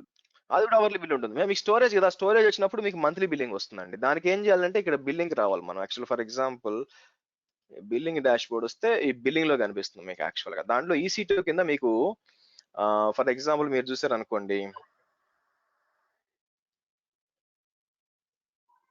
బిల్స్ కి వచ్చామనుకోండి, మీకు దేని కింద వస్తుంది, ఎలాస్టిక్ క్లౌడ్ కంప్యూట్ కింద వస్తుంది. దీని కింద EBS లేదు కదా, స్టోరేజ్. ఓకే, దీని కింద వచ్చామనుకోండి, ఈస్ట్ యూఎస్ ఉంది. సో దీని కింద elastic not gateway, running Windows, EBS వచ్చింది కదా. EBS లో మీకు చూడండి 0.05 per GB of snapshot data stored. Okay, so నేనేం చేశాను, సమ్వేర్ లైక్ 11 GB స్టోర్ అయింది అనమాట స్నాప్షాట్. అందుకని ఈ విధంగా బిల్ వస్తుంది, ఈ విధంగా తెలుస్తుంది. ఓకేనా? సార్ విఎం స్నాప్షాట్ కి తర్వాత ఇమేజ్ కి డిఫరెన్స్ ఏంటి సార్ ఇక్కడ? మీరు ఆగితే చెప్తానండి, అప్పుడే తొందర ఏంటి, ఇంకా స్నాప్షాట్ రాలేదుగా మనం. ఓకే, ఇందాక ఆటోమేటిక్ గా ఓకే ఓకే ఆటోమేటిక్ గా స్నాప్షాట్ వస్తుందని చెప్పాను. ఇంకో మాట కూడా చెప్పాను, అది వచ్చినప్పుడు ఎక్స్ప్లెయిన్ చేస్తానండి, డోంట్ వరీ అని చెప్పాను కూడా. అచ్చా, ఈ ఏఎంఐస్ వేరే రీజన్స్ లో ఎలా షేర్ చేయాలి? చేయొచ్చు అండి, రైట్ క్లిక్ చేయొచ్చు. మీరు చేసి కాపీ ఏఎంఐ అంటే వెళ్ళిపోతుంది. యాక్చువల్ గా ఏ రీజన్ కావాలో రీజన్ సెలెక్ట్ చేసుకోవచ్చు, మీరు ఆటోమేటిక్ కాపీ అయిపోతుంది. ఇంకో వేరే వాళ్ళు కూడా మీ పర్మిషన్ ఇవ్వచ్చు, మోడిఫై అని చెప్పి. వేరే అకౌంట్ వాళ్ళు వాడుకోవాలనుకోండి, మామూలు ప్రైవేట్ అక్కడ ఇచ్చారంటే వాళ్ళు కూడా వాడుకోవచ్చు మీ ఏఎంఐని, వాళ్ళకి కూడా కనిపిస్తాయి. ఒకవేళ మనకి వేరే అకౌంట్ ఉంది అనుకోండి, AWS అకౌంట్, దానికి కూడా షేర్ చేయొచ్చు. ఇప్పుడే కదండి చూపించాను. Okay okay. హర్ష, ఇది ఆటోమేట్ చేయడానికి ఎలా మరి? ఆటోమేట్ చేయడానికి మనం ఏడబ్ల్యూఎస్ వాడతామా, లేదంటే మళ్ళీ ఏమన్నా టూల్స్ వాడతామా దీన్ని ఆటోమేట్ చేయడానికి? దీన్ని ఆటోమేట్ చేయడానికి ఇక్కడ వీళ్ళు కొత్తగా ఒక టూల్ ఇచ్చారండి. ఇదేంటంటే మీకు ఈసీ టు ఇమేజ్ బిల్డర్ అని ఒకటి ఇచ్చారు యాక్చువల్ గా. ఓకే, కానీ ఇది కొత్తగా వచ్చింది, ఇంకా టెస్టింగ్ ఎవరు జరగట్లేదు అనమాట యాక్చువల్ గా. సో అయితే ఏమైపోయిందంటే మనకి మీకు ఇంకొక టూల్ ఉంది యాక్చువల్ గా. ఆ టూల్ ఏంటంటే ప్యాకర్ అని ఉంది యాక్చువల్ గా. ప్యాకర్ అని ఉంటారు అనమాట, విచ్ ఈస్ టెరాఫార్మ్ టూల్. నేను టెరాఫార్మ్ చెప్పేటప్పుడు మీకు చూపిస్తాను, లేదా ఏఎంఐస్ నెక్స్ట్ మనం స్నాప్ షాట్స్ అని చెప్పేటప్పుడు మీకు చూపిస్తాను ఎలా చేయొచ్చు అని చెప్పి. ఇది EC to image builder maintain secure images, fully manage service that easy to build custom deploy OS అని చెప్పారు. కానీ టూ మెనీ స్టెప్స్ ఉన్నాయండి. ఇది ఏంటంటే మనకి ఇంకా నేను టెస్ట్ చేయలేదు, కొత్తగా వచ్చింది యాక్చువల్ గా. దాని బదులు నేను ఏం చేస్తానంటే ప్యాకర్ అని ఒక టూల్ ఉందన్నమాట. సో ఇక్కడికి వచ్చి నేను, అది కూడా సిలబస్ లో కూడా ఉంది యాక్చువల్ గా, packer.io అనుకోండి. ఇప్పుడు మనం ఏం చేసాం, ఇమేజ్ క్రియేట్ చేసేటప్పుడు ఫస్ట్ మెషిన్ క్రియేట్ చేసాం, దాంట్లో ప్యాకేజెస్ ఇన్స్టాల్ చేసాం, లాగిన్ చేసాం, ప్యాకేజెస్ ఇన్స్టాల్ చేసిన తర్వాత లాగౌట్ చేసి దాన్ని మిషన్ షట్ డౌన్ చేసాం, ఇమేజ్ క్రియేట్ చేసాం, తర్వాత ఇమేజ్ క్రియేట్ అయిపోయినాక ఆ మిషన్ ని డిలీట్ చేసాం. 6-7 స్టెప్స్ ఉన్నాయి. ఇదంతా కూడా ఈ ప్యాకర్ ఆటోమేట్ చేస్తుంది. ఇది ఎప్పుడు చూపిద్దాం అంటే మనం స్నాప్ షాట్స్ మాట్లాడేటప్పుడు చూపిద్దాం, టైం దొరకదు, సరిపోదు యాక్చువల్ గా చేయడానికి. మనం ఏంటంటే రేపు ఎలాగో మనం EBS volumes snap shots discuss చేస్తాం కదా. ఫస్ట్ ఈబిఎస్ వాల్యూమ్స్ రేపు మాట్లాడతామండి. ఈబిఎస్ వాల్యూమ్స్ గురించి మాట్లాడి స్నాప్ షాట్ గురించి చెప్పేటప్పుడు నేను ఎక్స్ప్లెయిన్ చేస్తాను అది. ఓకేనా? సో నెక్స్ట్ వచ్చి ఇంకొక డౌట్. ఇది మామూలుగా మనం రియల్ టైమ్ లో కస్టమ్ ఇమేజెస్ వాడతాం. లైక్ వాళ్ళు ఎవ్రీ మంత్ మనకి ఏఎంఐస్ రొటేట్ చేస్తూ ఉంటారు. లైక్ వాళ్ళు ప్రైవేట్ ఇమేజెస్ ఇస్తుంటారు కదా మనకి. ప్రైవేట్ ఇమేజ్ ఇచ్చిన కేసులో ఆ ఇమేజ్ బిల్డర్ వర్కౌట్ అవుతుందా? లైక్ నేను ప్రైవేట్ ఇమేజ్ వాడుకోవాలనుకుంటున్నాను. ఇప్పుడు ఎవ్రీ మంత్ మీరు క్రియేట్ చేసే, వినండి, లేదు, ఎవ్రీ మంత్ కంపెనీలో ఏఎంఐ రొటేట్ అవుతుంది. అలా అనట్లేదు హర్ష. ఎవ్రీ మంత్ కంపెనీలో వాళ్ళు కస్టమ్ ఇమేజెస్ ఇస్తారు కదా, అది ఎవ్రీ మంత్ వాళ్ళు అప్డేట్ చేస్తూ ఉంటారు. సో అలాంటి కేసులో ఇమేజ్ బిల్డర్ వర్కౌట్ అవుతుందా? బేసిక్ అదేనండి, అలాంటి కేసులో ఇమేజ్ బిల్డ్ చేసి ఆటోమేట్ చేయడానికి ఇమేజ్ బిల్డర్ యాక్చువల్ గా. అంటే కస్టమ్ ఇమేజెస్ వాడచ్చా? అంటే ఎవ్రీ మంత్ రొటేట్ అయ్యే ఇమేజెస్ వాడచ్చా అక్కడ ఆ ఇమేజ్ బిల్డర్ లో? ఇమేజ్ బిల్డర్ అంటే ఇమేజ్ క్రియేట్ చేసుకోవడానికి అండి, వాడడానికి కాదు. ఓకే, ఇమేజ్ కొత్త ఇమేజ్ మీ వాళ్ళు క్రియేట్ చేసిన ఇమేజెస్ మీ ఇమేజ్ బిల్డ్ చేయడానికి అది వాడుకోవచ్చు అంతే. అంటే మన వాళ్ళు ఇచ్చేది ఓన్లీ ఎంటీ ఏఎంఐ ఇస్తారు కదా హర్ష మనకి, లైక్ ఎన్విరాన్మెంట్ లో. నాకు మీ డౌట్ అర్థం కావట్లేదండి. చూడండి, నేను చెప్తాను ఏంటంటే నేను చెప్తాను హర్ష. యాక్చువల్లీ ఇప్పుడు సపోజ్ నేను ఒక క్లయింట్ కి వర్క్ చేస్తున్నాను. ఆ క్లయింట్ ఎవ్రీ మంత్ ఏఎంఐస్ మనకి ఇది వెనిలా ఫ్లేవర్ ఇస్తాడు ఎవ్రీ మంత్. లైక్ ఈ మంత్ వచ్చేసి మనకి మే మంత్ ఇస్తున్నాడు, next month June vanilla flavours ఇస్తున్నాడు. సో ఎవ్రీ మంత్ నేను అందులో సాఫ్ట్వేర్స్ ఇన్స్టాల్ చేస్తూ ఉండాలి. అంటే నేను ఒకటి మెయింటైన్ చేస్తున్నాను అనుకోండి, సపోజ్ ఒక జెన్కిన్ సర్వరే మెయింటైన్ చేస్తున్నాను. ఎవ్రీ మంత్ నేను అందులో జెన్కిన్ సంబంధించిన డిపెండెన్సీ సాఫ్ట్వేర్స్ ఇన్స్టాల్ చేస్తూ ఉంటాను. సో అలాంటి కేసుకి ఏఎంఐ మారుతూ ఉంటుంది. అంటే వాడు ఎంటీ వెనిలా ఫ్లేవర్స్ ఇస్తూ ఉంటాడు మనకి ఎవ్రీ మంత్ మళ్ళీ నేను సాఫ్ట్వేర్స్ ఇన్స్టాల్ చేసుకోవడం చేయాలి. సో అలాంటి కేసుకి ఇమేజ్ బిల్డర్ మనకు వర్కౌట్ అవుతుందా? ఇమేజ్ బిల్డర్ వాడుకోవచ్చు. నేను మీకు చూపించబోయే ప్యాకర్ వాడుకోవచ్చు అండి.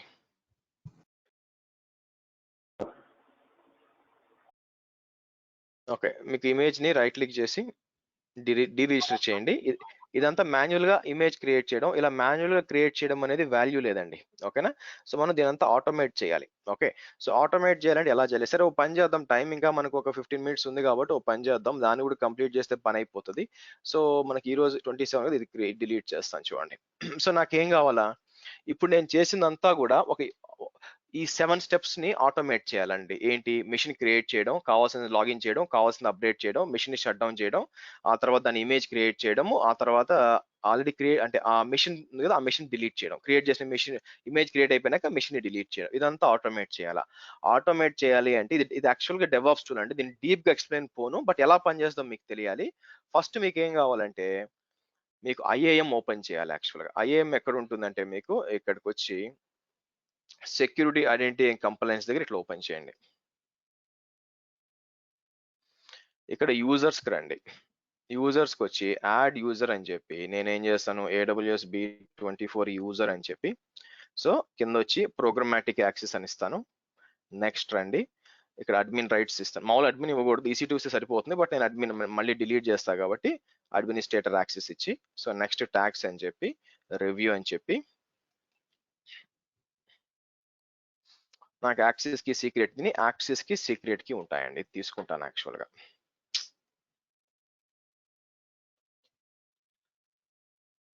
యాక్సెస్ కి గుర్తుపెట్టుకోండి, ఈ సీక్రెట్ కి ఒకసారి కాపీ చేసుకొని క్లోజ్ చేసినాక మళ్ళీ మీరు ఇంకా సీక్రెట్ కి కనిపించదండి. ఓకేనా, యాక్సెస్ కి ఉంటుంది కానీ సీక్రెట్ కి కనిపించదు అనమాట, కనిపించదు. సో ఇక్కడికి వస్తాను, ఇది తీసుకుంటాను.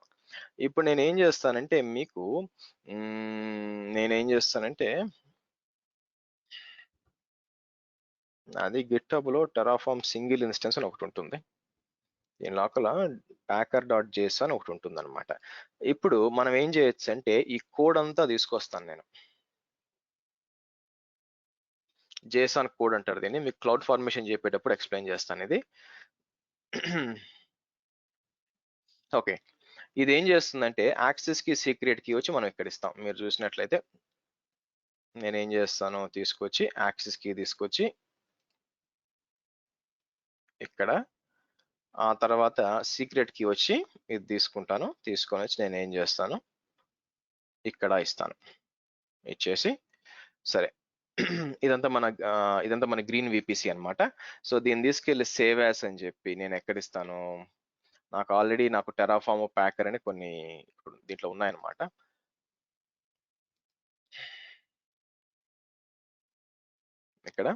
ఇక్కడ నేను ఏం చేస్తానంటే ఇక్కడ తీసుకొచ్చి packer.json ఆల్రెడీ ఉన్నట్టుంది, ఈ పేరుతో సేవ్ చేస్తాను. ఓకే, ఇప్పుడు నేను ఏం చేయొచ్చు అంటే చూడండి, అంటే మనకేం కావాలా, ఏమై వాడుకోవాలి చెప్పాను, ఆ తర్వాత కిందకు వస్తే ఏమేం చేయాలి ఇక్కడ చూడండి. యాక్చువల్గా ఇవన్నీ చేయమని చెప్పాను, యాక్చువల్గా ఇవన్నీ ఇన్స్టాల్ చేయమని చెప్పాను. ఏది మీకు Nginx ఇన్స్టాల్ చేయాలా, సాఫ్ట్వేర్స్ ఇన్స్టాల్ అన్ని కూడా, చివరికి Nginx అని కూడా అని చెప్పాను. ఇప్పుడు నేను ఏం చేస్తానంటే చూడండి,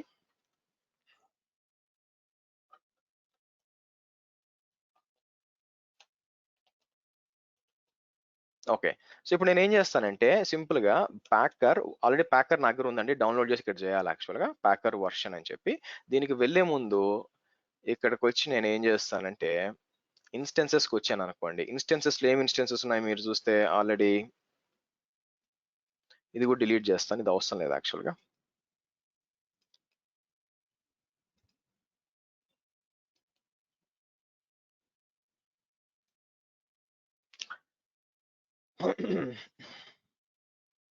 నేనేం చేస్తాను ఇక్కడ, సో ప్రస్తుతం ఒకటే రన్ అవుతుంది కదా. సో నేను ఏం చేస్తానంటే ఇప్పుడు ఇక్కడ ప్యాకర్ బిల్డ్ packer.json అని ఇచ్చాను అనుకోండి, ఇది ఏం చేస్తుంది తెలుసా, ఆటోమేటిక్గా నేను ఇచ్చిన యాక్సెస్ కి సీక్రెట్ కి వాడుకొని AWS లాగిన్ చేసి ఫస్ట్ ఏం చేస్తుందంటే ఒక T2 నానో మెషిన్ క్రియేట్ చేసి దాంట్లోకి లాగిన్ చేసి ఈ ప్యాకేజెస్ అన్ని ఇన్స్టాల్ చేసి తర్వాత మెషిన్ షట్ డౌన్ చేసి ఇమేజ్ చేసి ఒకే ఒక స్టెప్ నేను ఏం చేయను, ఇది ఒక్కటే చేస్తానండి. ఎంటర్ కొట్టాను అనుకోండి, చూద్దాం ఏమవుతుందో. చూడండి ఏమంటుంది, లాంచింగ్ EC2 ఇన్స్టెన్స్ అని చెప్పి 1-092 అని ఒకటి క్రియేట్ చేస్తుంది. ఓకేనా, so waiting for instances to become ready. నేనేం చేయను, ఒక్క సింపుల్ గా ఆ ఫైల్ మాత్రం ఎగ్జిక్యూట్ చేస్తాను. సో ఆటోమేటిక్ అది ఏం చేస్తుంది, ఇన్స్టెన్స్ లాంచ్ అవ్వాలి. మీరు బ్యాక్ వెళ్ళి చెక్ చేశారు అనుకోండి, ఇక్కడ రిఫ్రెష్ చేశాను అనుకోండి, మీకు ప్యాకర్ బిల్డర్ స్టార్ట్ అయింది చూడండి, వచ్చిందా, మిషన్ వచ్చేస్తుంది అనమాట. అది అప్ అవ్వగానే ఇదే SSH చేస్తుంది లోపలికి, ఇదే SSH చేసి లోపలికి. ఓకే, సో అది క్రియేట్ చేసినట్టు పైన టెంపరీ కీ పైన క్రియేట్ చేసింది. So waiting for SSH to become available. So using SSH to communicate with so and so IP 35.170.68 అని. సో లాగ్ కనెక్ట్ అయిపోయింది, connected to SSH. Packer is a software which is installed on your laptop only. Laptop కాదండి, అది software only. నా laptop లో కాదు, మీకు screen share అవుతుంది కదా, అక్కడ ఉందన్నమాట. ఎస్, మీరు ఇన్స్టాల్ చేసిన పనిలే, packer.io పోతే అక్కడ ఉంటుంది అనమాట, జస్ట్ exe ఫైల్ అంతే, that's not a software.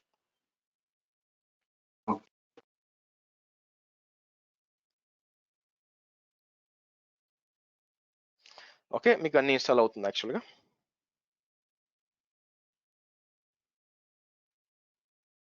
So మనం ఏం మాన్యువల్గా నేను ఏం చేయాల్సిన పని లేదు, ఆటోమేటిక్ అది ఏం చేస్తుంది, ఆటోమేటిక్ అదే చూసుకుంటుంది అంతా. మీరు చూసినట్లయితే ఒకసారి ఆ స్క్రిప్ట్ చూపించరా, లేదంటే ఏ స్టెప్స్ మీరు యాడ్ చేశారు?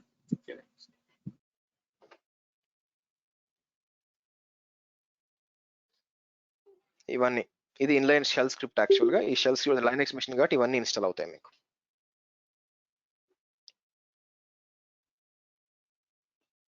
Okay, thanks Harsha.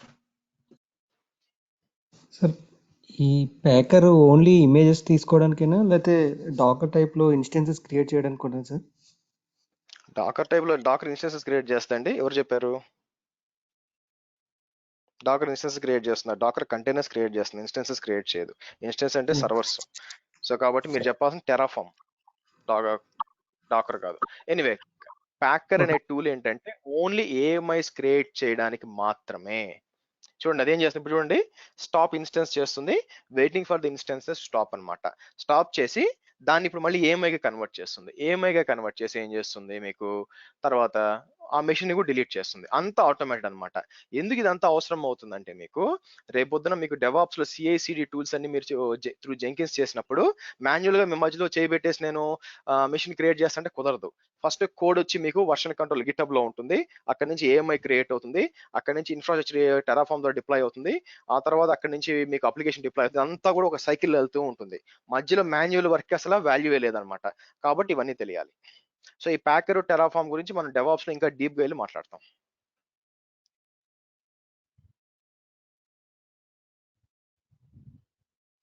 ఓకే, ఇంకా షట్ డౌన్ అయినట్లేదు.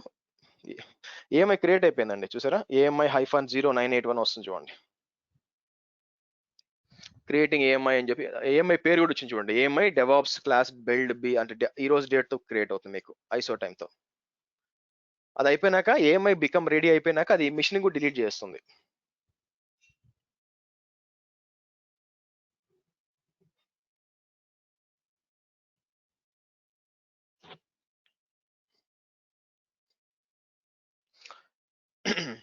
సో కాబట్టి మనం మాన్యువల్ గా రైట్ క్లిక్ వచ్చి క్రియేట్ ఏఎంఐ అనే దానికి అంత వర్కౌట్ కాదండి.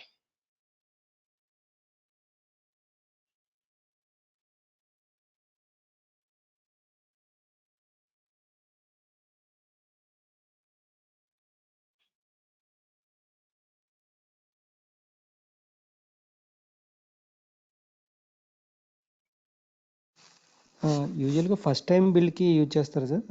ఫస్ట్ టైం ప్రొడక్షన్కి వెళ్తున్నప్పుడు ఫస్ట్ త్రూ టైం ఏం జంక్. లేదండి, అదేం లేదు. ఏదైనా ఇప్పుడు ఎప్పుడైనా వాడుకోవచ్చు. మీకు మొత్తం ఆటోమేట్ చేయడానికి ఇది. ఇప్పుడు ఫస్ట్ టైమే చేయం కదా. మీకు ఏంటంటే మీకు కంటిన్యూస్ గా ఇప్పుడు పెద్ద పెద్ద కంపెనీలు ఏమవుతుందంటే ప్రతి నెల వాళ్ళు ఏంటంటే సాఫ్ట్వేర్ ప్యాచెస్ వస్తాయి, ఎస్పెషల్ గా విండోస్ ఉంటే మీరు అప్డేట్ చేయాల్సి వస్తుంది అనమాట. అప్పుడు బాగా ఉపయోగపడుతుంది ఇది యాక్చువల్ గా. ఎక్కడైతే మీకు ఎక్కువ ఏఎంఐస్ బాగా క్రియేట్ చేయాల్సి వస్తుందో ఫ్రీక్వెంట్ గా. ఇంకోటి ఏంటంటే ఫ్రీ టూల్ ఇది, మీకేమి పే చేయాల్సిన పని లేదు. ఓకే, అంటే ఇమేజ్ లో అన్ని అప్డేట్స్ తీసుకుని మళ్ళీ దాన్ని రెప్లికా క్రియేట్ చేస్తాం అన్ని సర్వర్లు. సో మీరు చూస్తే డిలీట్ కూడా అయిపోయిందండి. నెక్స్ట్ నేను ఏం చేస్తాను, ఇది డిలీట్ చేస్తాను యాక్చువల్ గా. ఎందుకంటే మీరు యూజర్స్ అనేది చాలా జాగ్రత్తగా ఉండాలి. ఇక్కడికి వచ్చి సో యూజర్ అట్లే పెట్టినా కూడా కీస్ తీసేయండి యాక్చువల్ గా. పదే పదే మళ్ళీ మళ్ళీ వాడాలనుకుంటున్నాను అనుకోండి, ఈ యూజర్ నేను ఈ కోర్స్ అనేది ఇదే యూజర్ వాడాలనుకోండి, తీసేస్తాను. కావాల్సినప్పుడల్లా కొత్త కీ క్రియేట్ చేసుకుంటాం అనమాట. సరే, ఇప్పుడు ఇన్స్టెన్సెస్కి వెళ్ళి నేను ఇక్కడ ఏఎంఐస్కి వెళ్ళాను అనుకోండి. మీకు ఏఎంఐస్ చూడండి లాగిన్ అయిపోయిందా, క్రియేట్ అయిపోయిందా డెవాప్స్ అని. దీని నుంచి నేను ఏం చేస్తాను, కావాలనుకుంటే లాంచ్ చేయొచ్చు. ఈ లాంచ్ చేయడం ఎవరు చేయొచ్చు? ఇది ఆటోమేషన్, ఇంకో ఆటోమేషన్ అనమాట. టెరాఫామ్ కానీ క్లౌడ్ ఫార్మేషన్ టెంప్లెట్ కానీ, అంటే మనం క్రియేట్ చేసిన ఏఎంఐ దగ్గర నుంచి మిషన్ మీకు ఇన్ఫ్రాస్ట్రక్చర్ డిప్లాయ్ చేయాలంటే మీకు క్లౌడ్ ఫార్మేషన్ వాడుకోవచ్చు. లేకపోతే ఇక్కడికి వచ్చి నేనేమంటాను, మాన్యువల్ గా డిప్లాయ్ కమాన్. ఇక్కడికి వస్తాను, T2 నానో అంటాను. సో కాన్ఫిగర్ డీటెయిల్స్,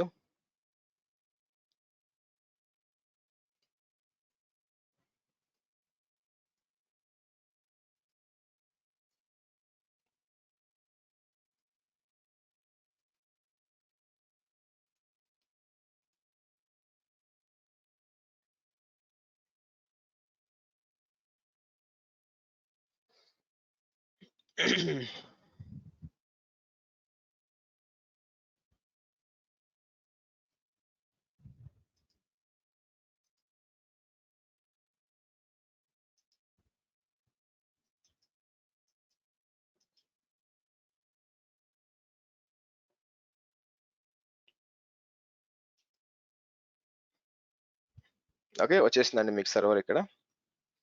ఈ ట్యాగ్స్ ఎందుకు విసుగు పుట్టిస్తున్నాయి? ఒక నిమిషం, ట్యాగ్స్ లెఫ్ట్ లో ట్యాగ్స్కి వెళ్దాం. సో ట్యాగ్స్ అనేది డిలీట్ చేసినట్టు గుర్తు యాక్చువల్గా. ఏఎంఐస్ ఇన్స్టెన్సెస్ మరి ఎందుకు ఉంది యాక్చువల్గా ట్యాగ్ వాల్యూ?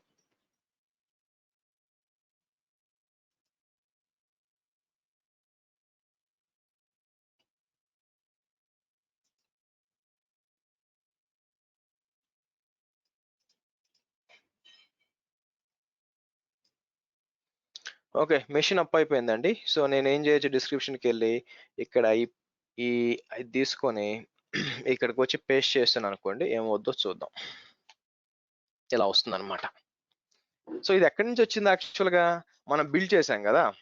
సో మనం బిల్డ్ చేసినప్పుడు దాంట్లో డిప్లాయ్ అయిపోయింది అనమాట. ఆటోమేటిక్గా ఎంజినిక్స్ డిప్లాయ్ అయిపోయి దాంట్లో కావాల్సిన కస్టమ్ HTML పేజెస్, CSS అన్ని కూడా తీసుకుంది అనమాట. దాన్ని ఇమేజ్ గా కన్వర్ట్ చేసింది. ఆ ఇమేజ్ నుంచి మనం ఇది డిప్లాయ్ చేసాం, ఆటోమేటిక్గా మీకు ఇది వచ్చింది. ఓకే, సో ఇదండి మీకు ప్యాకర్ ద్వారా ఏఎంఐ ఆటోమేషన్ చేయడం అనేది. సో రేపు ఏం చేద్దామంటే మీరు కోడ్ లో ఏఎంఐ ఎక్కడ డిఫైన్ చేస్తారో ఒకసారి చూపిస్తారా? మీకు బేస్ ఏఎంఐ ఇక్కడ ఉంది చూడండి, సోర్స్ ఏఎంఐ అక్కడ నుంచి తీసుకుంటాం. సో ఏఎంఐ తీసుకొని ఇన్స్టెన్స్ కింద పై అందులో సాఫ్ట్వేర్ ఇన్స్టాల్. ఎస్,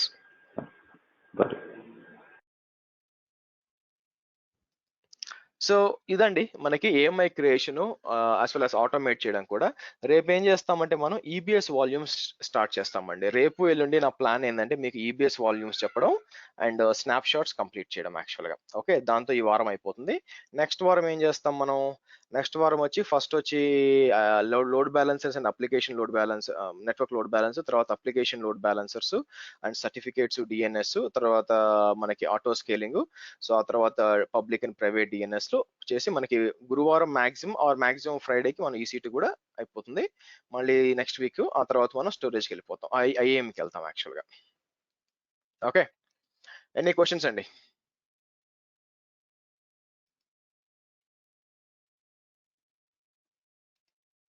ఇన్స్టాన్స్ ని ఎలా అప్గ్రేడ్ చేస్తాను సార్ ఇక్కడ?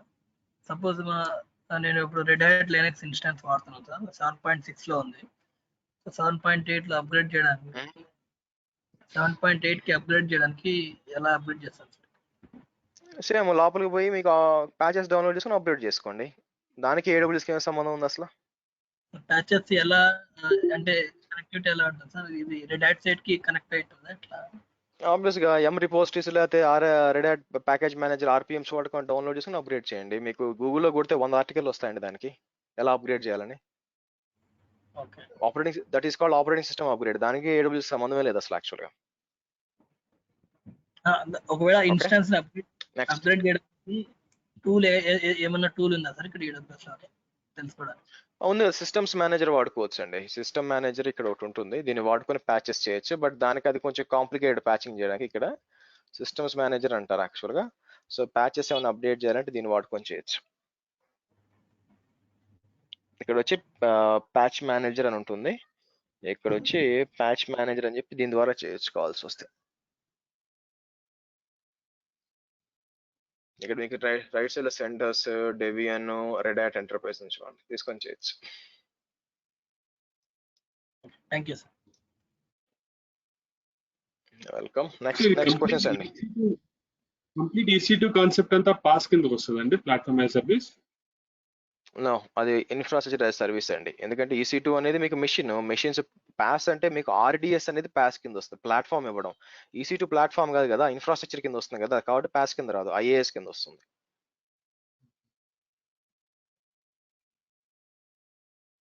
ఈ ప్యాకర్ సాఫ్ట్వేర్ ఎక్కడ ఇన్స్టాల్ చేస్తారండి?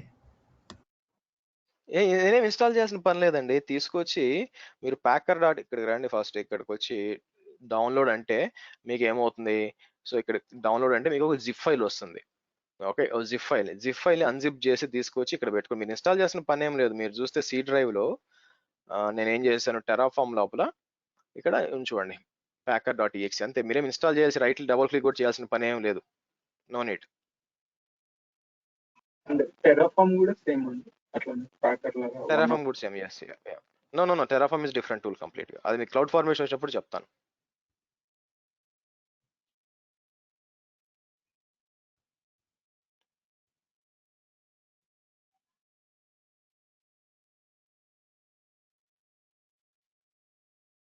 హర్ష గారు డెవాప్స్ ఫేజ్ 2 అనేసి ఒక సెక్షన్ ట్రైనింగ్ స్టార్ట్ చేశారు.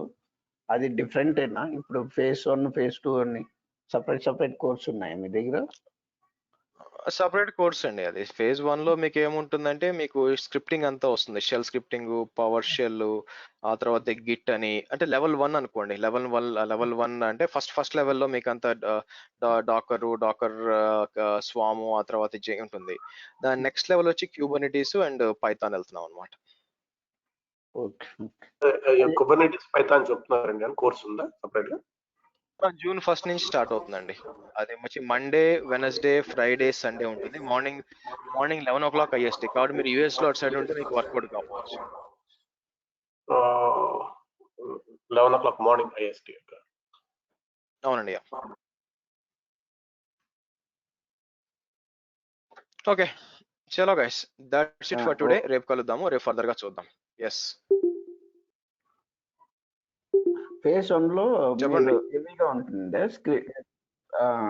హర్ష గారు. ఫేజ్ 1 లో డెవాప్స్ లో స్క్రిప్ట్ లెవెల్ తక్కువగా ఉంటాయా? ఎలా అది మనం డివైడ్ చేస్తాం ఫేజ్ 1 ఫేజ్ 2 అని? లెవెల్స్ ఉంటాయి కదండి. క్యూబర్నిటీస్ అండ్ పైథాన్ అనేది ఎవరు ఫస్ట్ నేర్చుకోకూడదు. మీకు ఒక సాలిడ్ అండర్స్టాండింగ్ ఆన్ CI/CD మీద, స్క్రిప్టింగ్ మీద, కంటైనర్స్ మీద ఒక ఐడియా వచ్చినాక నెక్స్ట్ క్యూబర్నిటీస్కి వెళ్తాం. డైరెక్ట్ గా క్యూబర్నిటీస్కి వెళ్తే అర్థం కాదు బేసిక్ ఏంటి అని చెప్పి. సో అలాగే ప్రోగ్రామింగ్ కూడా. ఇప్పుడు ప్రోగ్రామింగ్ లో స్టార్టింగ్ మొదలు పెడితే, నేను పైథాన్ మొదలు పెడితే ఎక్కడ వాడాలో తెలియదు. ఇవన్నీ నేర్చుకున్నాక నేను అక్కడ దాంట్లో చెప్తాను అనమాట మీకు. ఓకే, ఇక్కడ పలానా చోట వాడాలి మీరు, ఈ విధంగా ఇన్ఫర్మేషన్ బయటికి తీయాలని అప్పుడు చెప్తాం అనమాట. Okay thank you okay, right అండి. See you tomorrow, same time. Bye guys. Yeah, thank you, sir.